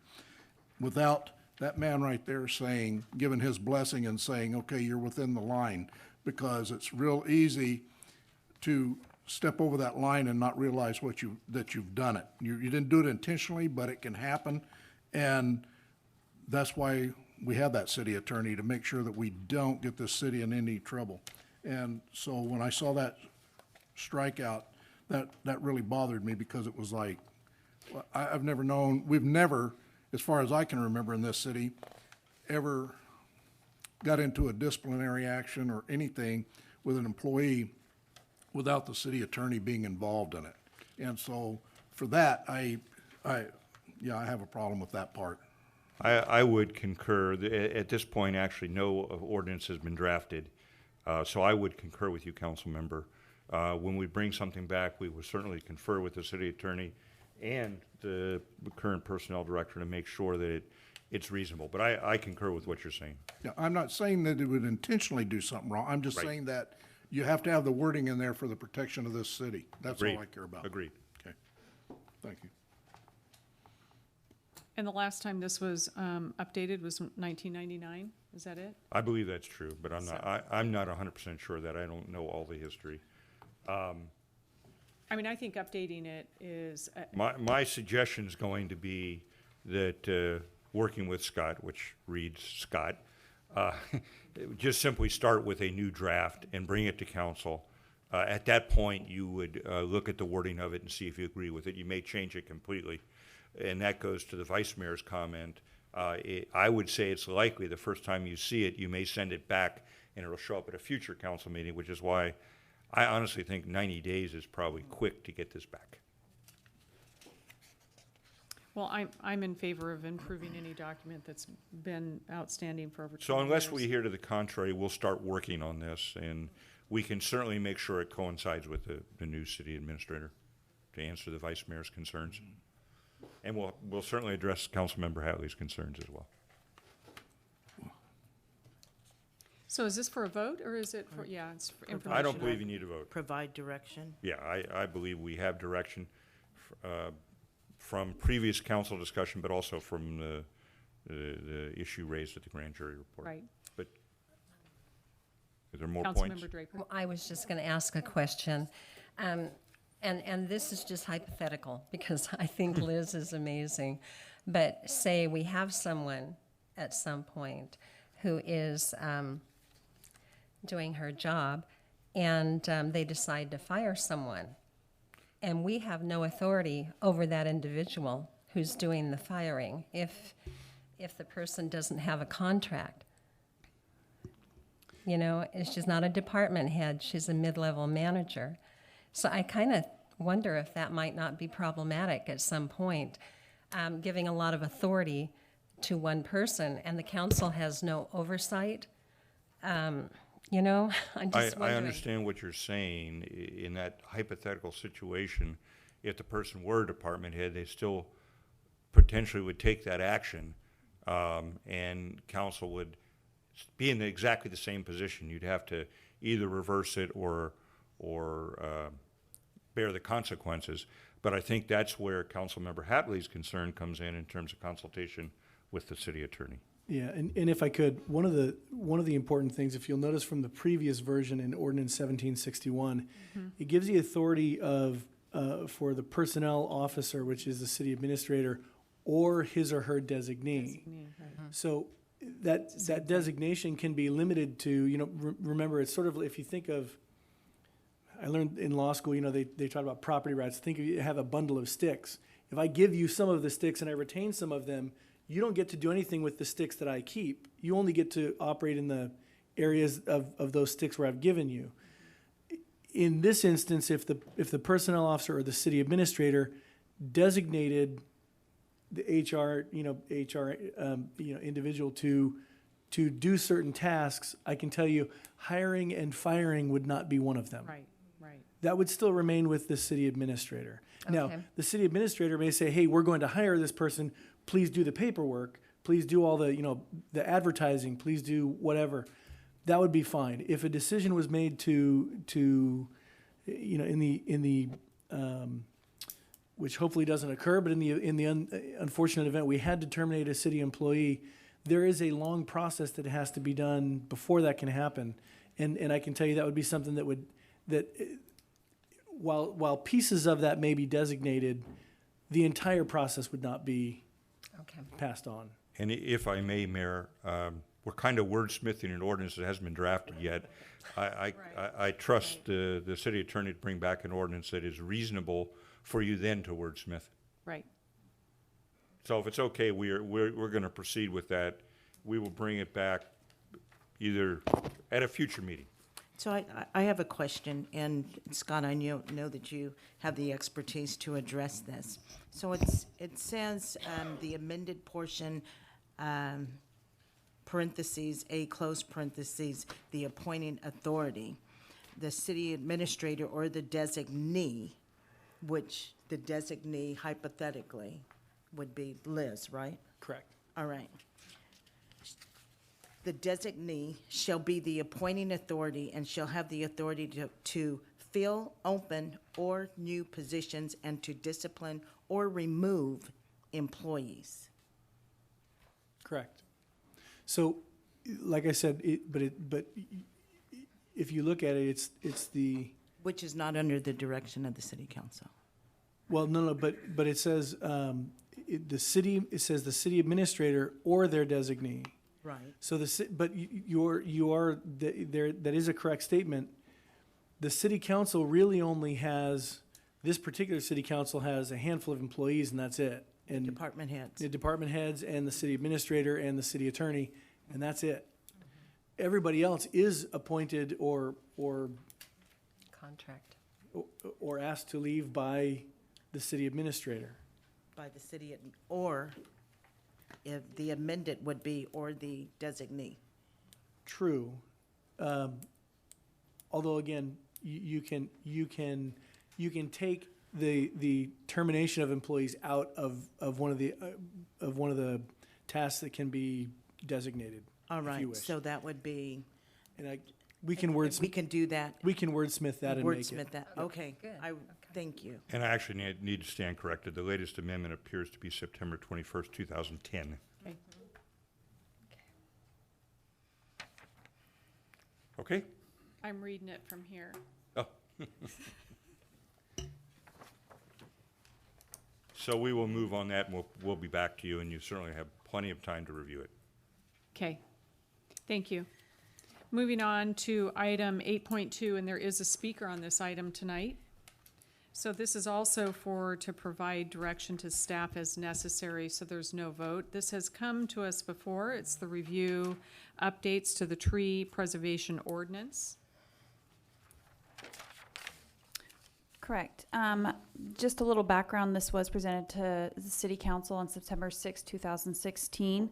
The city, on November 3rd, 2015, the City Council approved and authorized an ad hoc subcommittee to oversee, provide input, and to help assist with amending of the tree ordinance. The ad hoc committee met on a bi-monthly basis, provided input, and made suggestions to update the municipal code. Following the September 6, 2016 staff presentation of the proposed updates, the City Council made recommendations, but the staff report had not returned to City Council. So here we have the proposed updates and amendments, and these are really fully intended to be full cost recovery for the city staff time. As a part of these changes. So staff is requesting for City Council to provide direction regarding the proposed updates for this staff report.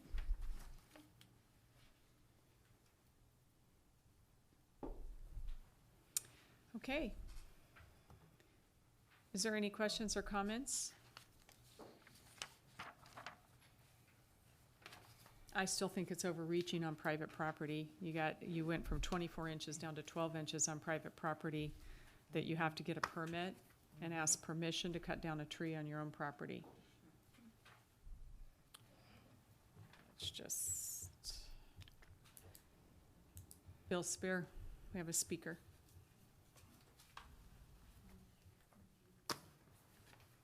Thank you, City Council, and it definitely is overreach. I'm certified arborist 1078. I've been a certified arborist for 30 years, licensed contractor, and I work with a lot of cities, City of Paradise, City of Chico, gotten permits from the City of Oroville, and there is a lot of stupid stuff in there. For one, there's some good stuff in there, but for one, you should never do root pruning on any mature trees. That opens up a giant liability for the city. In Paradise, which has a lot of trees, if you want to permit there, you go in, you tell them I want a permit, they give you a permit. They just make sure you're licensed and bonded, that the work's done professionally. Most of the trees that need to be cut down in the city are 2 foot and above. They're the mature trees. Their roots aren't developed because of structures or sidewalks. Having people that want to get their trees taken care of and having an extra step and making it harder to come down to the city to try to get Wade, who's already way overworked, to come and look at a tree. Through the years, he's never came out and said, oh, that one can't be cut down, because almost all of the bigger mature trees that are in the urban landscape need to be cut down or replaced. We'll say replaced. That's what they have in Paradise. If you cut a tree down, you make on the permit that you'll replace it. Most of all the street trees, most of the city trees need to be replaced. Their roots are doing damage. You can walk through and you can see they all need to be, a good portion of them need to be replaced with smaller species that aren't going to become a big problem. With the budget problems, it seems that you need to simplify stuff and make it easier, not put more work on more ordinances that aren't going to be able to be enforced or that aren't being very effective or efficient for doing business. An encroachment permit, I've never had to get I've been in business for myself for 20 years, never had to get an encroachment to come work on a city tree. It's easier to get to than the ones that are a foot away on the private property, and they're wanting to put an extra step in. You got to get an encroachment permit. It's easier to work on the city trees because they're right there and easy to work to. You need to make things easier, not harder. You need to make stuff simpler and not more complicated. The fact that the city has so many of their own trees that need to be worked on, and they just had a meeting that was talking about making it the owner's responsibilities, and everybody showed up mad, said, You know, it's not our responsibility to take care of the city trees, but you need to work with the contractors, you work with the people, work with the homeowners, instead of making it harder. Thank you. Thank you. Sorry.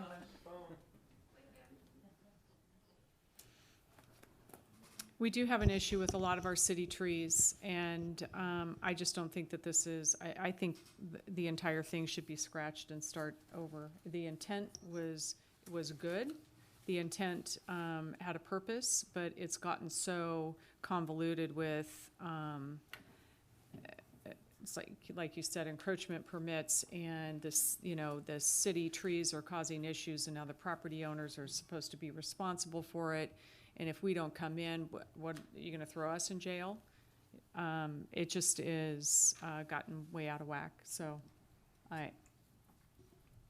and then you have with all the fires and everything that have happened recently. I don't know about you, but you know, you get a notification that your property is being inspected, and one of my neighbors had to cut down 40 trees. 40 trees because she has 40 acres, but 40 trees within a perimeter because of the fire safety. So this is just, it's a double dipping burden that you're putting on the people that live in the foothills or within this region, that we have no business telling somebody they can't cut down a tree, especially if the insurance company is saying, here's your perimeter. Another neighbor bought property and they did the same thing. They did a clearing because they'd already experienced a fire. The intent was good, but this is far reaching, so. I'm in the queue, but I'm not sure if. I can't see. Gotcha. Anybody. But thank you, Councilmember Thompson. I agree with both our mayor and Bill Spears in regarding this being an overreaching ordinance. I think maybe the fear is that if we don't have an ordinance, that everybody will cut down all the trees. And Oroville's been around for a long time, and we have a lot of trees. And if a person's paying to water the tree, they're taking care of the tree, it's their tree. I think it's overreaching of the government to come in and tell them they can't cut down their own tree. So I'm definitely against this ordinance.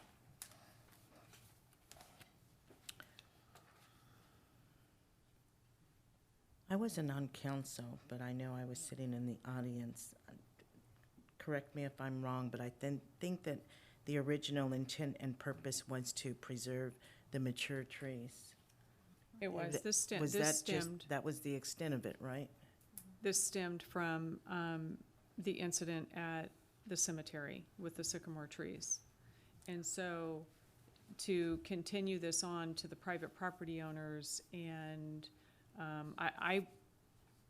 Mr. Spear is right. If we're gonna start passing ordinances, we need to clean up our own backyard first. And we have a lot of city trees that have not been cared for properly. And for us to be the example as a city and care for our trees first, and then educate homeowners on how they should care for their mature trees, seems to be the way to go about this. But we're putting Band-Aids on sidewalks and watching people trip, and we're watching our curbs and gutters be destroyed, and then trying to say to the homeowner, well, you're responsible for that now, when it really is a city tree.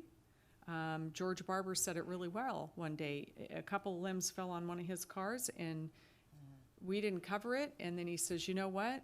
I'm gonna hold you responsible next time. And sure enough, the next day we went out and trimmed those trees.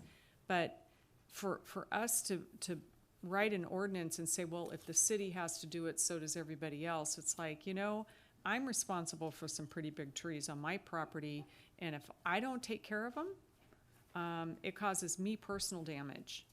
The city's not gonna come help me out of that. So I think we need to clean up our own backyard first when it comes to this and educate personal property owners. And that's what, arborists do, and I think even PG&E has what trees to plant under the lines, and it's a big poster. But it's just too far reaching. But yes, that's what it came from. Okay, thank you.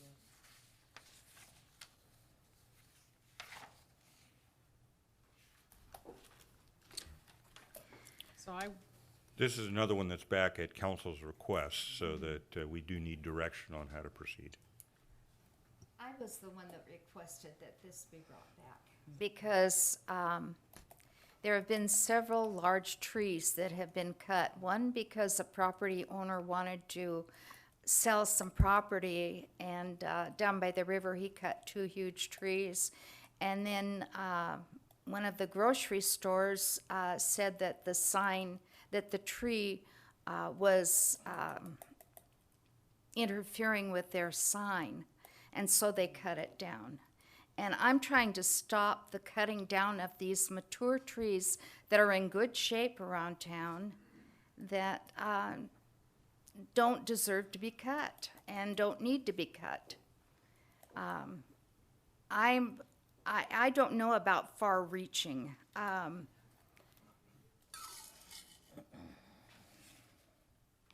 I certainly think that the ordinance needs to be worked on. I think that there needs to be a committee to work on it. And I think that our city arborists should be part of that committee, along with other arborists. If Mr. Spear wants to be part of that committee. But we need to stop the cutting of the big mature trees that are in good shape. I'm not talking about the ones that are ruining the sidewalks. I'm talking about the ones that somebody just decides, I want to cut that tree, and they cut it.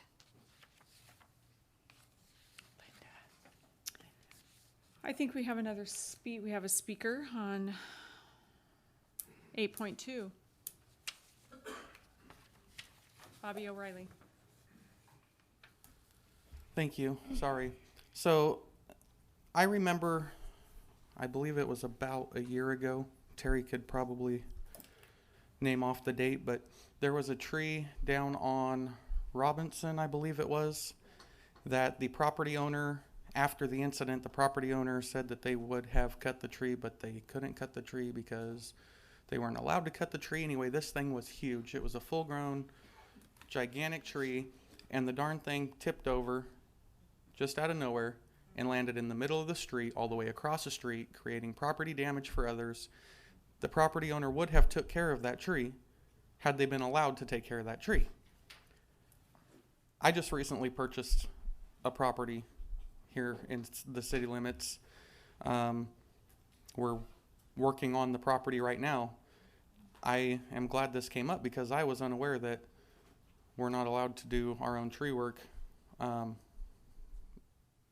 Even after that incident. I was unaware, but I'll tell you this much. It is very much overreach, and I'll be darned if there is anybody that tells me what I can do on a property that I own. Thank you.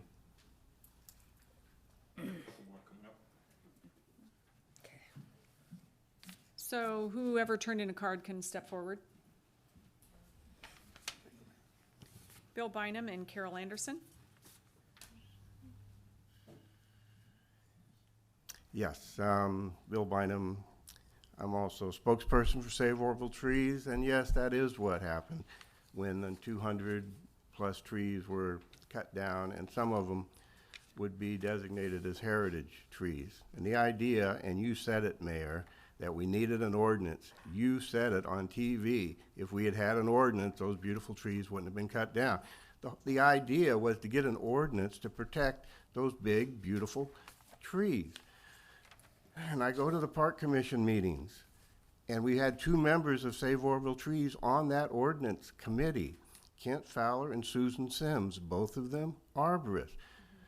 I thought there was representatives from the city council sitting on that committee, but you have a committee that meets for months and months and months to come up with an ordinance, and you just toss it out.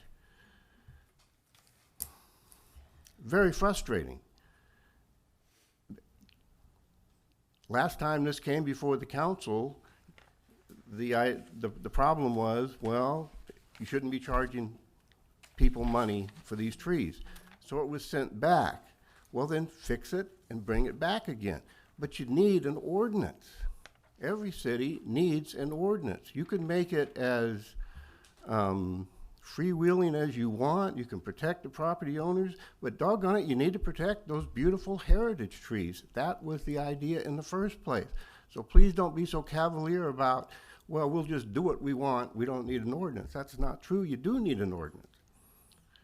And our heritage trees need to be protected. Thank you, Bill. Carol Anderson. And then we have a couple council members in the queue, I think. I'd just like to reiterate what Bill is saying. We had a ceremony a little while back. We were Arbor Day celebration. We're designated a Tree City USA. We don't meet the requirements to be a Tree City USA because that requires that you have a tree ordinance. You have to have a plan for how you're going to protect trees, and we don't qualify at the current time. So it's pretty fake to be having the celebrations and not really be meeting the requirements.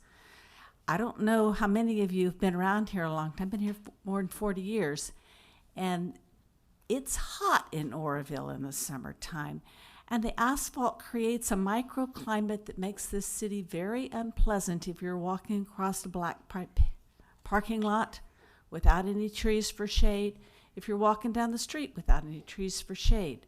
Trees add to your property value, they add to the comfort, they help moderate the climate that we're dealing with. Trees have an inherent value that is not only economic but aesthetic, and I really would like to see us take an attitude that we are going to protect trees in this town. They're very valuable economically and aesthetically, and I'd like to see you, meet the requirements to be a tree city. Just for clarification, there is actually an ordinance on the books, and what this would do is a fairly significant amendment to it, but there is currently an ordinance on the books. Right. Yes, and we've been the Tree City for quite a few years, and there is a tree ordinance.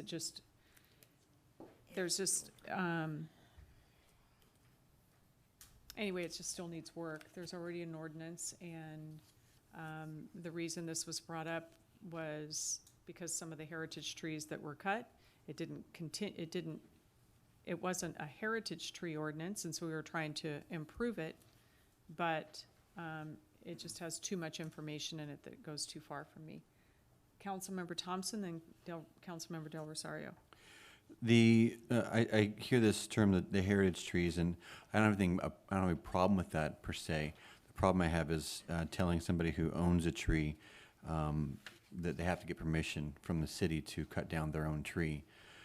The only ordinance that I would be in favor of in regards to heritage trees would be a voluntary opt-in heritage tree ordinance, to where if I have a property and I have a large tree, that I can opt in to designating that tree as a heritage tree, and at which point that heritage tree would be disclosed to any future buyers that that tree is protected by the city.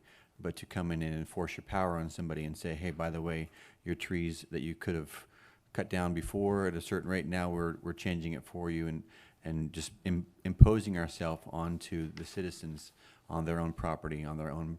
And I agree with everything that our speaker said regarding how trees improve the city, improve the value of somebody's home and their property and all of that. The problem I have is imposing ourselves on citizens and their property. So again, the only ordinance that I'd be in favor of would be one that would be voluntary opt-in for such heritage trees. Good idea. Thank you. Councilmember Del Rosario. When you live in a city, there are certain rules that you have to meet, certain regulations that you're required to meet as a citizen of the city. The ordinance that we have evidently isn't good enough because those trees were cut. And the town lost a lot when it lost those trees. I know that there are certain things that I have to do. I have to get a building permit to put up a building. I have to get a building permit to add a deck to my house. Now, it certainly doesn't seem unreasonable to ask people to get a permit to cut a huge tree.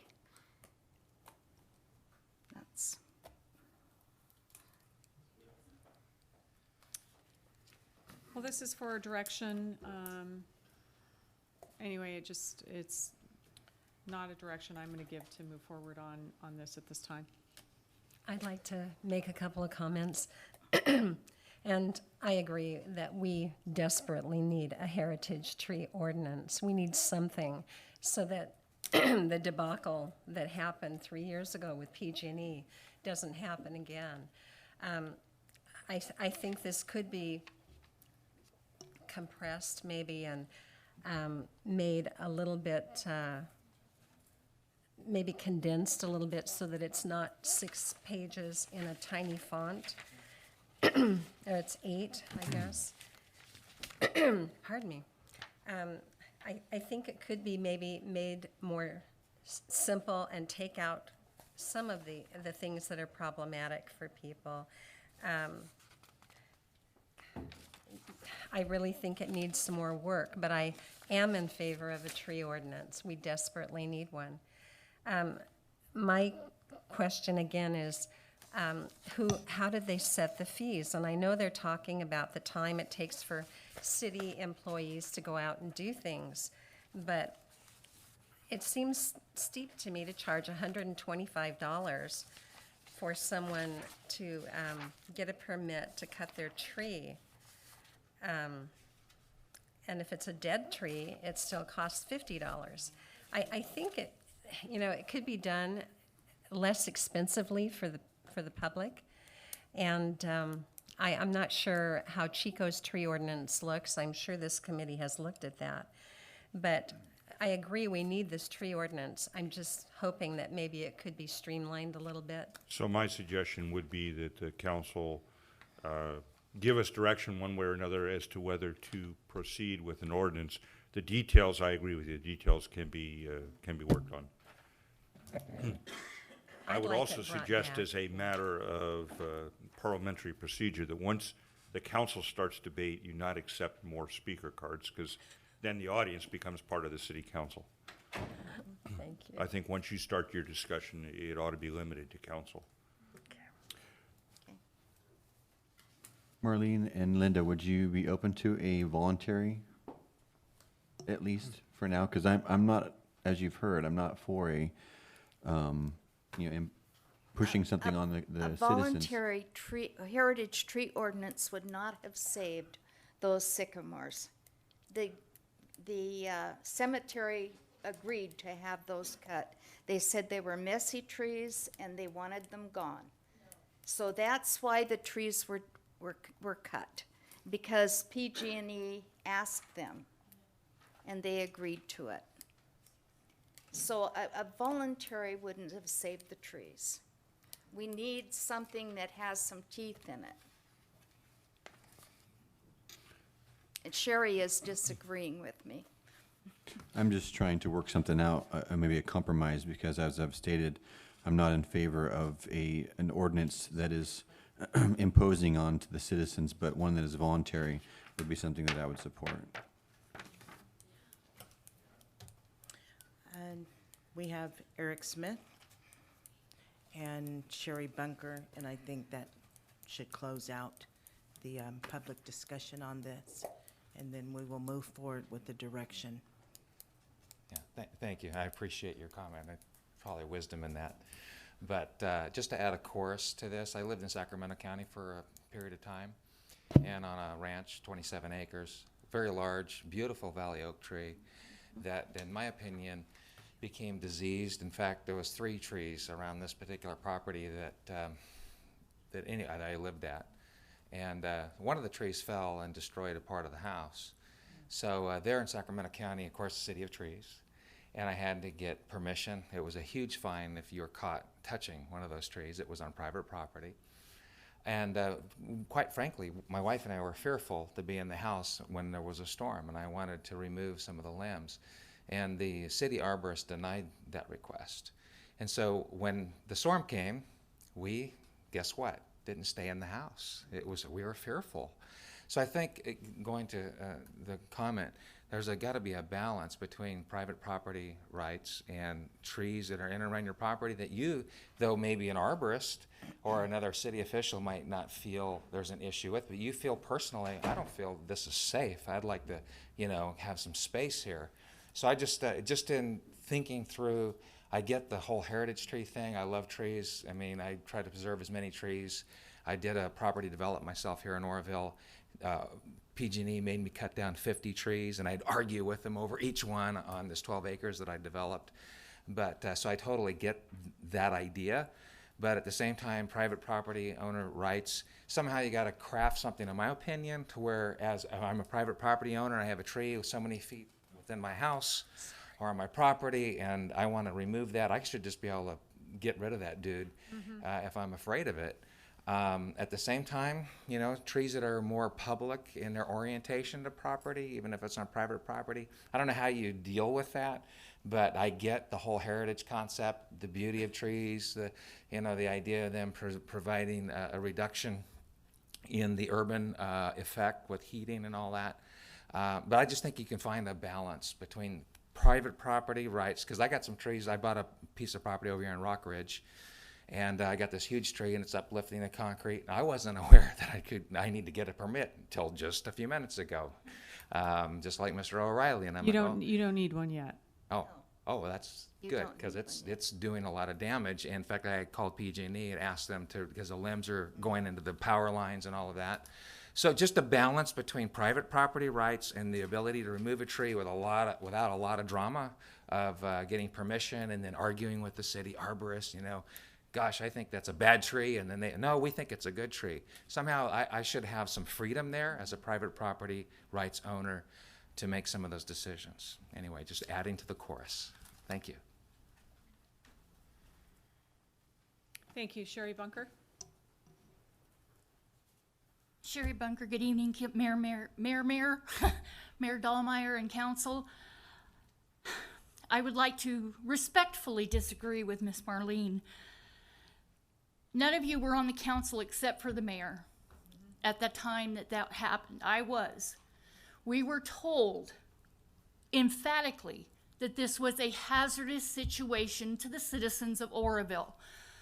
I know, personally I thought it was BS, but to take that responsibility and say, I won't pay attention, is not what we were put in that office to do. And we felt that taking those trees down was the best thing to do. San Bruno had just happened. I couldn't see this happening in Oroville on Feather River Boulevard. That's why they were taken down. Thank you, Sherry, for the freedom to be able to say that. What? Sorry, that was closed session, So she's making a reference to the time when this happened. You missed the conversation. PG&E had asked for the 3 years ago, the history. PG&E comes in once a year for their encroachment permit because they do it all the time in every city they go to. And lo and behold, those trees were on the list to be cut down. And it became a battle. Unfortunately, we didn't want them cut down, but we were also in a position as council members between two lawsuits. And I'll just say it, 2 lawsuits. Once you get sued, you can't talk about it. And then you get sued on the other side saying, well, if you side with this side, we're gonna sue you too. And ultimately, and there was nothing we could do. And I publicly made a statement about it, about PG&E doing that to us. And it was unfortunate that they said, well, if you side with these people, we're gonna sue you, and we're gonna do this, this, and this. You can't change the permit, you can't change the encroachment permit to say, we can't remove them, you can't deviate off it, you can't do this, and you can't do that. So we had our hands tied, and ultimately the trees came down, hence the heritage tree ordinance that needed to come forward to protect the next trees that PG&E thought they were going to come through town. We did do something, we lost our trees, but nobody else did because of our stand, and because of the stand that Save the Trees took. But it was also the city council at the time saying that we were gonna publicly come forward and make sure that nobody else lost their trees. We didn't care if there was a lawsuit or not. So, thank you for making that statement, because it was really hard for us as council members at that time, because we couldn't speak about it. And I am still the only standing one that was in that room, and it was very difficult for us. It's still difficult. So this tree ordinance is important, but I believe that there can be something that we can, I don't think it should cost private property owners anything to maintain their property, to come to the city. I think, you know, just a standard permit, we pay for it. I mean, the last time I trimmed trees, it was $4,000. So, I mean, we pay enough to make sure that things are done well, but anyway. Mayor, can I suggest that you? I would like to. Yeah, I just want to make one comment, and that is that you formally close the public portion and restrict it to council. Thank you. Please. Formally closing the public comment. Thank you. I was in the audience when PG&E came with their, so I was here for the whole thing. I was here when PG&E came in and asked to cut some brush and some vegetation. They did not say that they were going to cut trees. And the cemetery didn't help, because they had written a letter saying it was okay to cut the trees. They didn't like them. So I was here. I know what happened. I was a founding member of Save Oroville Trees, and we need a tree ordinance. PG&E lied to us.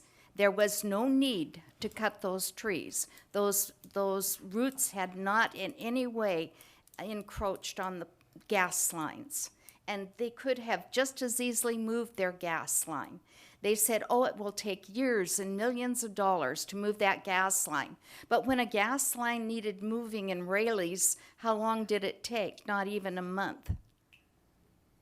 So anybody can come in and say, hey, this needs to be cut. It's dangerous. Your city's going to blow up if you don't cut it. And then we can cover our heads and say, oh, yes, go ahead and cut our trees. Or we can have a tree ordinance in place. We're not going to, there was no danger of our city blowing up. They exaggerated what they were saying.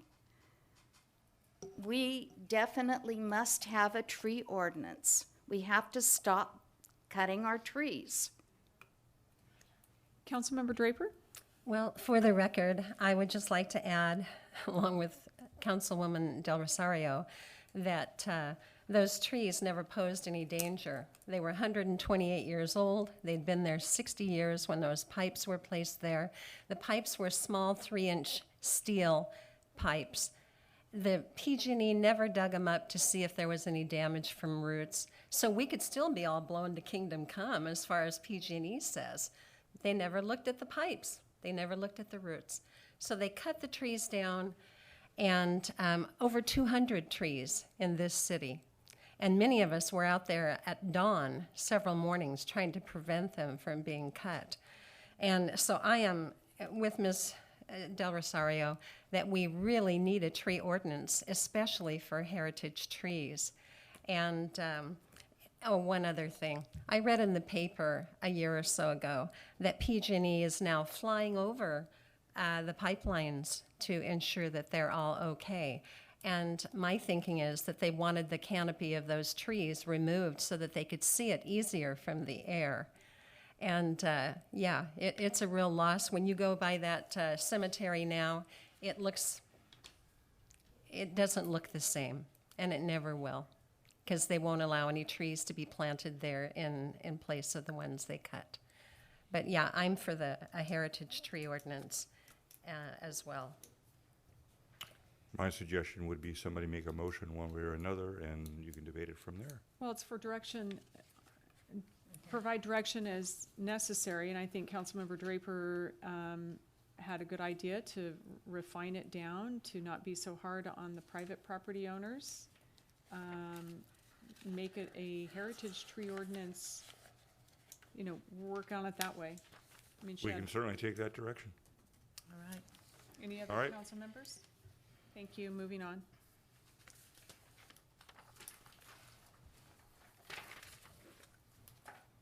item number 8.3, non-foreclosure.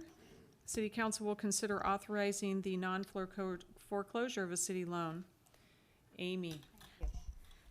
Good evening, Madam Mayor and council members. Tonight I'm asking for authorization to not take action on the foreclosure at 2294 Oro Quincy Highway.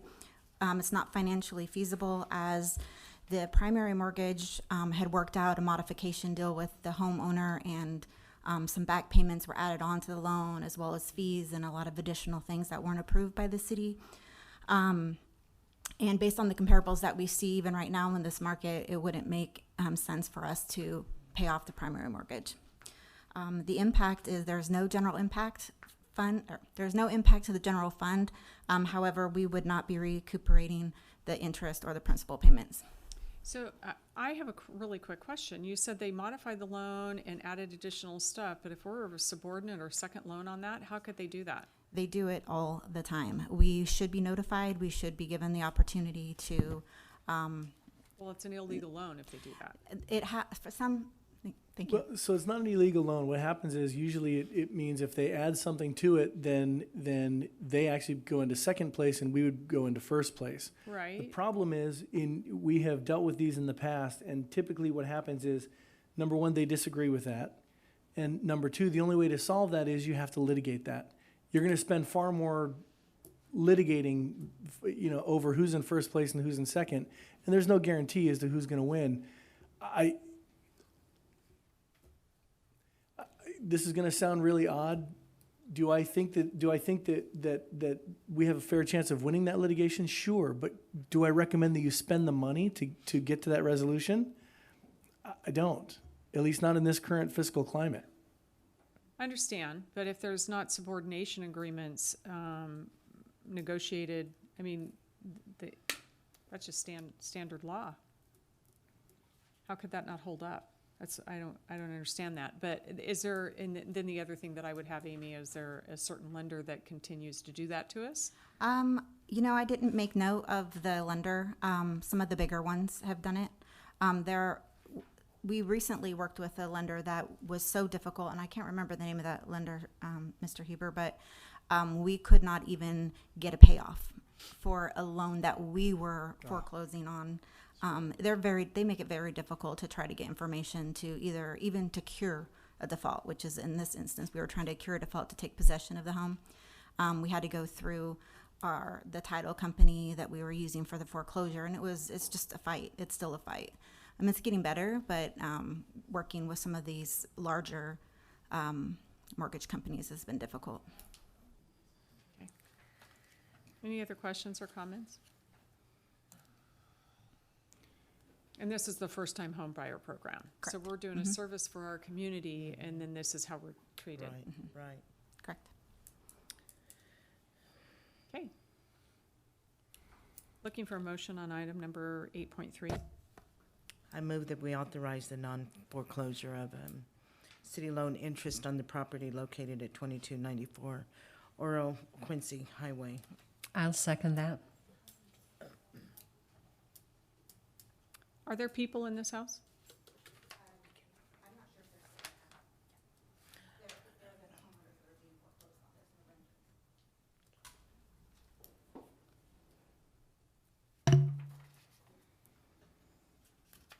All votes are in, voting closed. Madam Mayor, if I might, I'm more than happy to send what I will colloquially call a nastygram to the lender to say, you're now in second position, we're in first position, and see what the response is. Yeah, I would I don't know whether we'll see how this lender responds. Previously, when we've sent them, I usually get one back on some attorney letterhead, on some law firm letterhead saying, we totally disagree with you, and they outline why they disagree. I'm more than happy to send a nastygram and see how it works out. I would. Happy to do it. I mean, we'll take this and I'll send the nastygram and. I mean, if I had a second on my house, I couldn't add, to my first without getting a subordination agreement or sign saying it's okay. Yep, I understand. I just don't. But you follow the rules. Do you have how many that? I don't have a list on that, but I can tell you we have some that we have fought before and we we're able to be in first position. So it's not a total loss for us to try, and I think that's a good idea. Right. I And would it try would on take all a the lo- ones that have done that. Well, that might be, We've done that on several.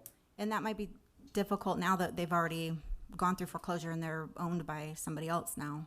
So I'm not sure how we would handle I mean, that. for us to take a second, we're gonna lose position if we don't pay it off.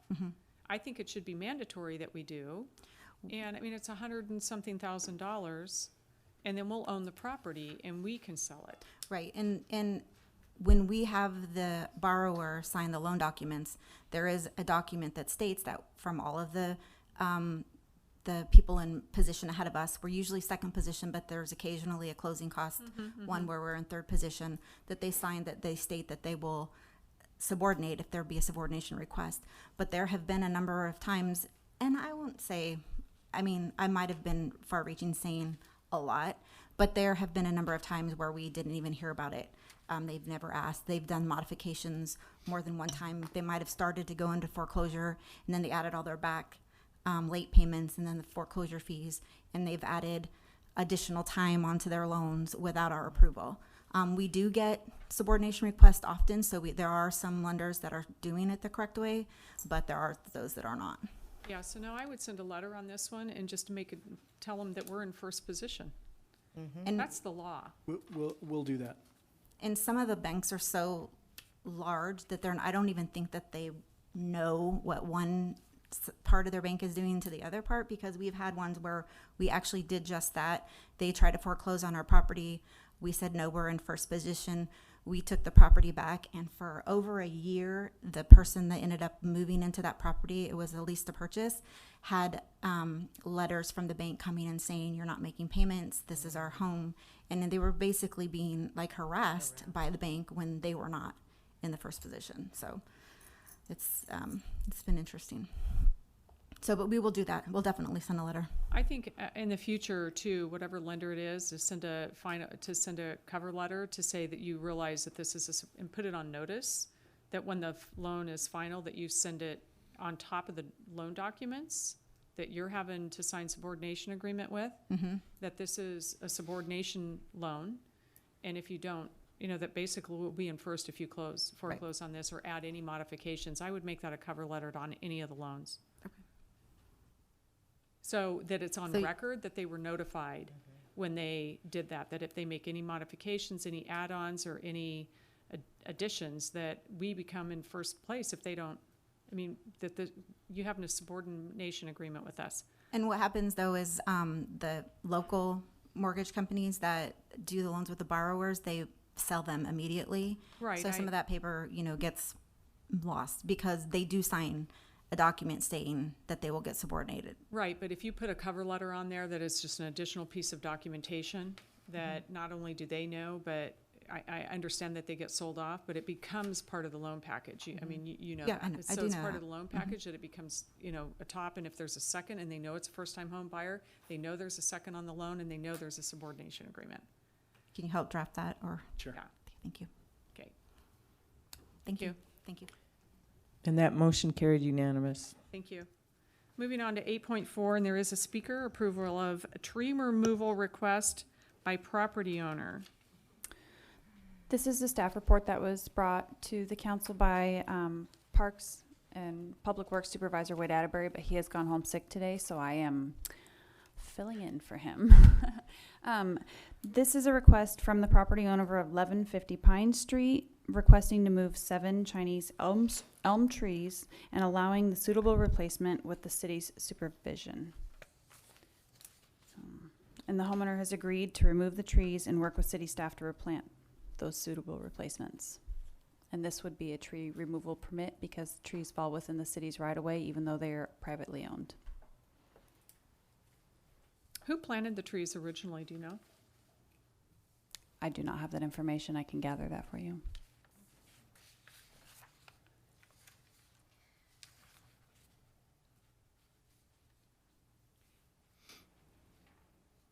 Okay, so I'm a little bit confused about this. So these trees are, and we do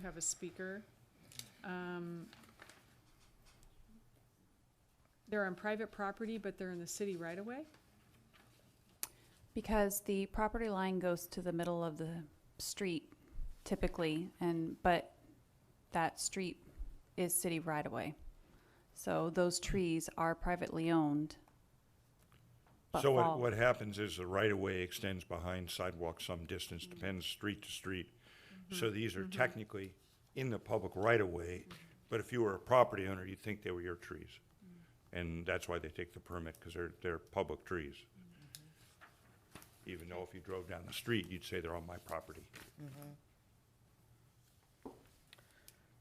Okay, Councilmember Del Rosario? I was wondering what Wade Atterbury had to say about this. Has he looked at this? He has inspected these trees, yes. And what is his recommendation? His recommendation would be to remove them and replace them with a suitable tree. Okay. Well, I trust Wade Atterbury, so I move that we. We have a we actually have a speaker. Billy Spear?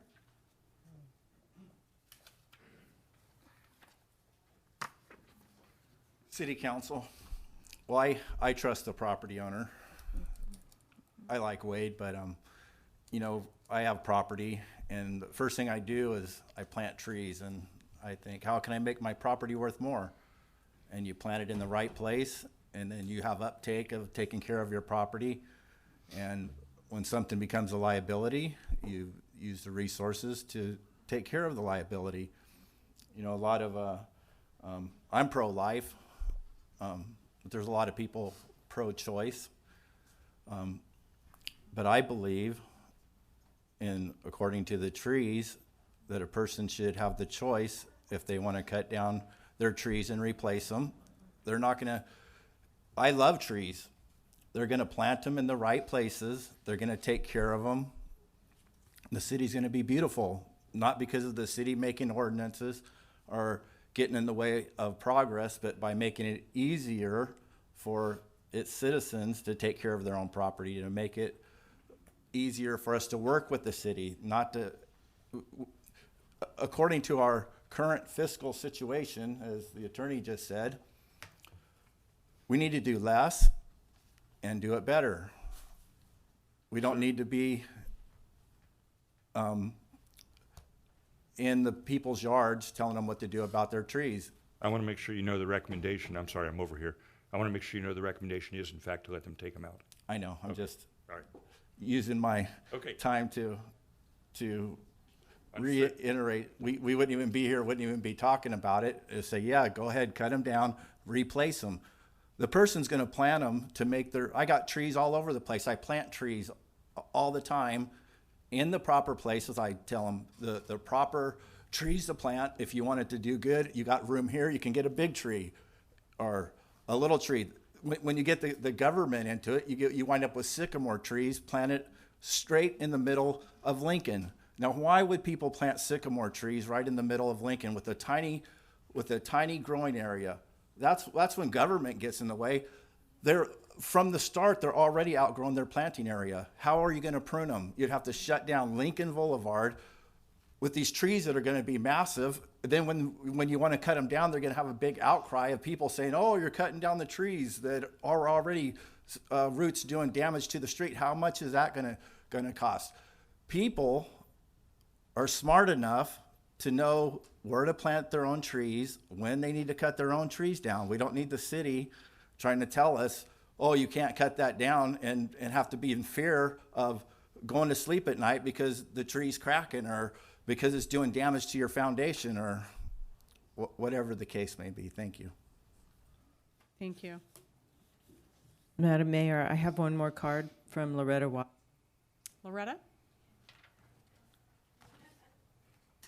Well, this is first for me.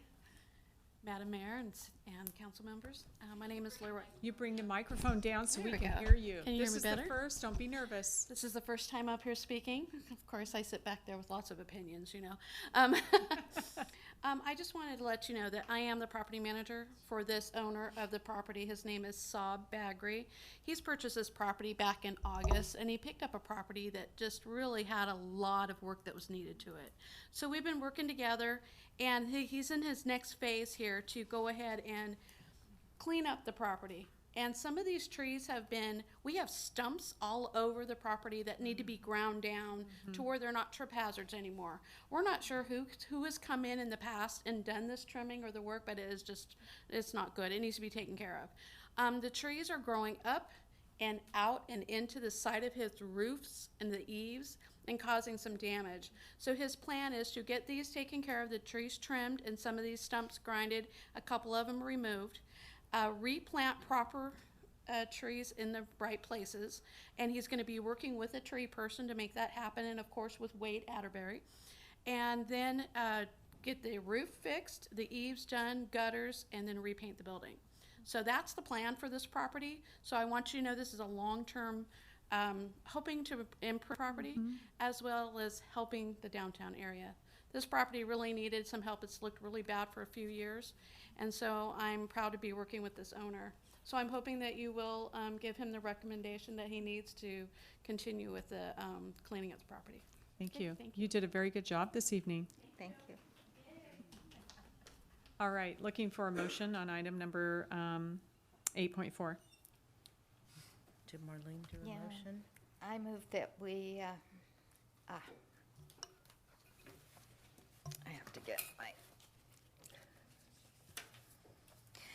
I move that we approve the cutting of the trees in, thank you, at 1150 Pine Street. The I'll Chinese second that. elms.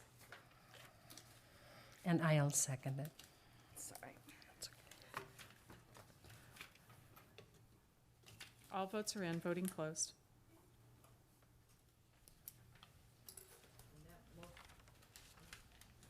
Hello, hello. That, Yeah, right?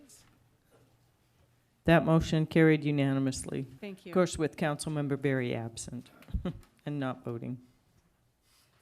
Item 8.5, memorandum of understanding with Catalyst Domestic Violence Services. I need to let council know I need to recuse myself on this matter, as my wife is the executive director of Catalyst. I also need to recuse myself as my granddaughter is the advocate for Catalyst. I think we got a few people left. So, Mayor Dahlmeyer, members of council, what I bring for you tonight is a proposal for memorandum of understanding with Catalyst. Background on that, the police department encounters some victims of crimes throughout the year, a very limited number of victims of crimes that this would apply to. I would estimate well under 10, probably three to four victims a year. That the situation is that they need immediate emergency short-term housing, somewhere in the range of 1 to 3 days. A typical situation is if you had a major crime scene at somebody's residence, that we would have to be in that residence processing that crime scene sometimes 8 to 10 hours, and possibly the crime scene needs to be cleaned up after that. Typically, that person may not have immediate family around that they can get residency to. So we spend an enormous amount of hours trying to find them a place to be while we're in the crime scene. So that's one of the typical examples of what happens. Catalyst has secured funding to help us with that through another resource. They've reached out to the local hotels to try to make this happen with a voucher system. The hotels aren't willing to work through that paperwork and go through that voucher system. So Catalyst is proposing that if the police department can secure funding for that, they would reimburse the city for that funding and would accommodate that situation for us. If you have any questions, I'm willing to answer any of those. I was reading this, so Catalyst has the funding or the police department has the No, funding? Catalyst has the funding for it. Right, so it's basically, you guys were having difficulty with the paperwork and trying to do the detective work and do the paperwork to find them places to stay, and now Catalyst is partnered with you, correct? Well, basically, we had no avenue before to find them places to stay. We would just try to find them, family members or try to accommodate them in some way. So basically, Catalyst has provided funding to put them up in a hotel. So what we would do is secure the hotel for them and pay for it, Right. fill out the form, and Catalyst would reimburse us for it. Right, Like I right. said, this happens a very limited amount of time, probably well less than 10 times a year. But you just have some additional help now. Yes. It's an MOU, so looking for a motion. I'll make a motion. Where are we here?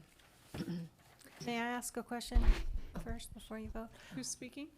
Ruth, right, hi, Finance Ruth. Director? I was just wondering what happens if the cost is over $90, or are we out the difference?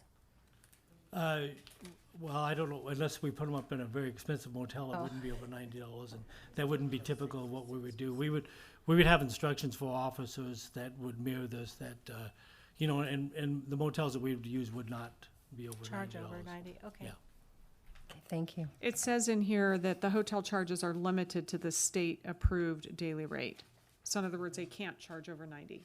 Right. They have. A good question, but,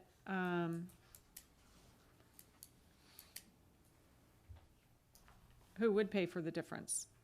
Catalyst? I don't think Catalyst would, but then yet again, I don't think we would house anybody in a motel that costs more than that. Well, a lot of the hotels do, but that's a good question, but, I think that's just what they have to accept, the hotels, and I think what I've heard is that they're having a hard time finding hotels that will accept the voucher at $90 at some of the locations, is what the issue is. No, the issue is they don't want to deal with the voucher and trying to get reimbursed through Catalyst. They just want to be directly paid, and they don't want to deal with a voucher system that they have to submit a bill Got to it. Catalyst in the middle of the night or something else. So what we would do is pay for it, and then we'd get the reimbursement from Catalyst. Is that an immediate reimbursement? Inside the MOU gives the time frame for the reimbursement. I have to read it to I think it's. It's 2 weeks. What's, I think. A month. no more than 2-week turnaround? Yes, I believe that's what it was. I didn't participate. I didn't see the turnaround I time. didn't either. All it says is prompt. Things are processed every other week. Yeah, I Where? knew I saw 2 weeks every other week. somewhere. What funding source would we pay that out of? Typically, if what we use for funding in the middle of the nights is we use our Cal card to pay for something, and they would keep the receipts and then just submit the reimbursement immediately after that. Okay. Okay, We don't get to carry cash for the city unless you want to give us a city checkbook. was there a motion? Yes. Linda, I'll Councilmember second that. Drayford? All First and right. second, voting's open.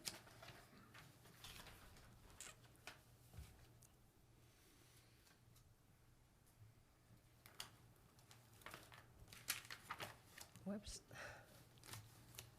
All votes are in. Does anybody wish to change? Voting closed.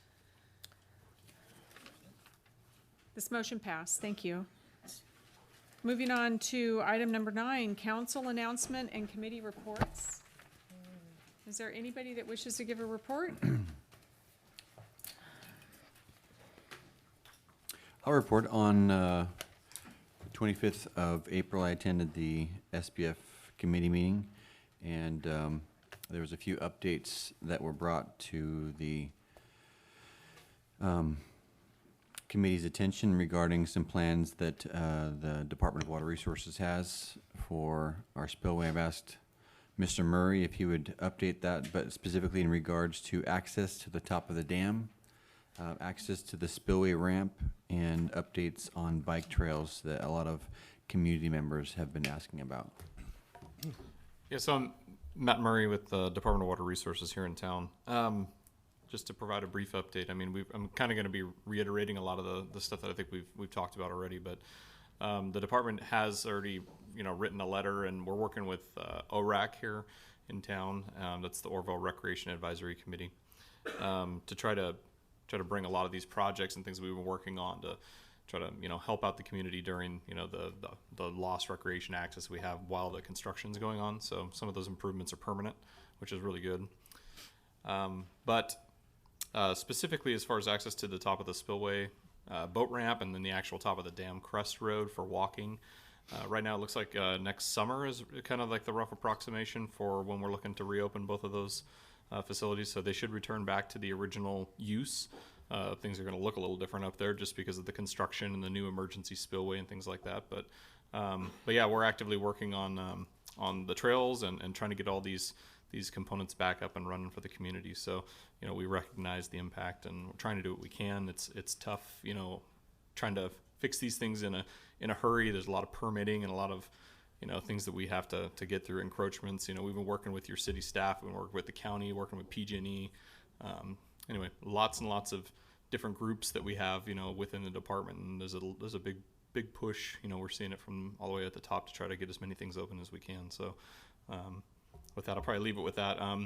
This Friday is the Oroville Recreation Advisory Committee meeting. I guess it would be the second quarterly normal meeting that they would have. And that's I think it's at 10 o'clock here in the council chambers. So there'll be, a longer and more detailed update, I'm sure, at that event. So encourage anybody to follow along. I'm sure some people are going to be here. Scott, I believe you're actually on that committee now, right? No? Oh, okay. Who's the city rep right now? You know what, actually, there hasn't been, we should probably appoint, there hasn't been anybody going to the meeting from the city, right. so I'll make a reappointment on that. Okay. Thank you. I've actually been going to the meetings, the Wednesday morning meetings at 10 o'clock. Representative that sits. Yeah, So. no. Yeah, okay. All right, anybody else? Okay, moving on to administration reports. Very quickly, 2 items. One is that we've had a number of meetings with the Oroville Hospital, and I think we're making some good progress on that project. And the second is that we've reserved May 24th, 25th for the public meetings on cannabis. We'll pin down the date, time, etc. Hopefully within the next week and a half, and we'll get that and have that made public. That's all I have. Okay.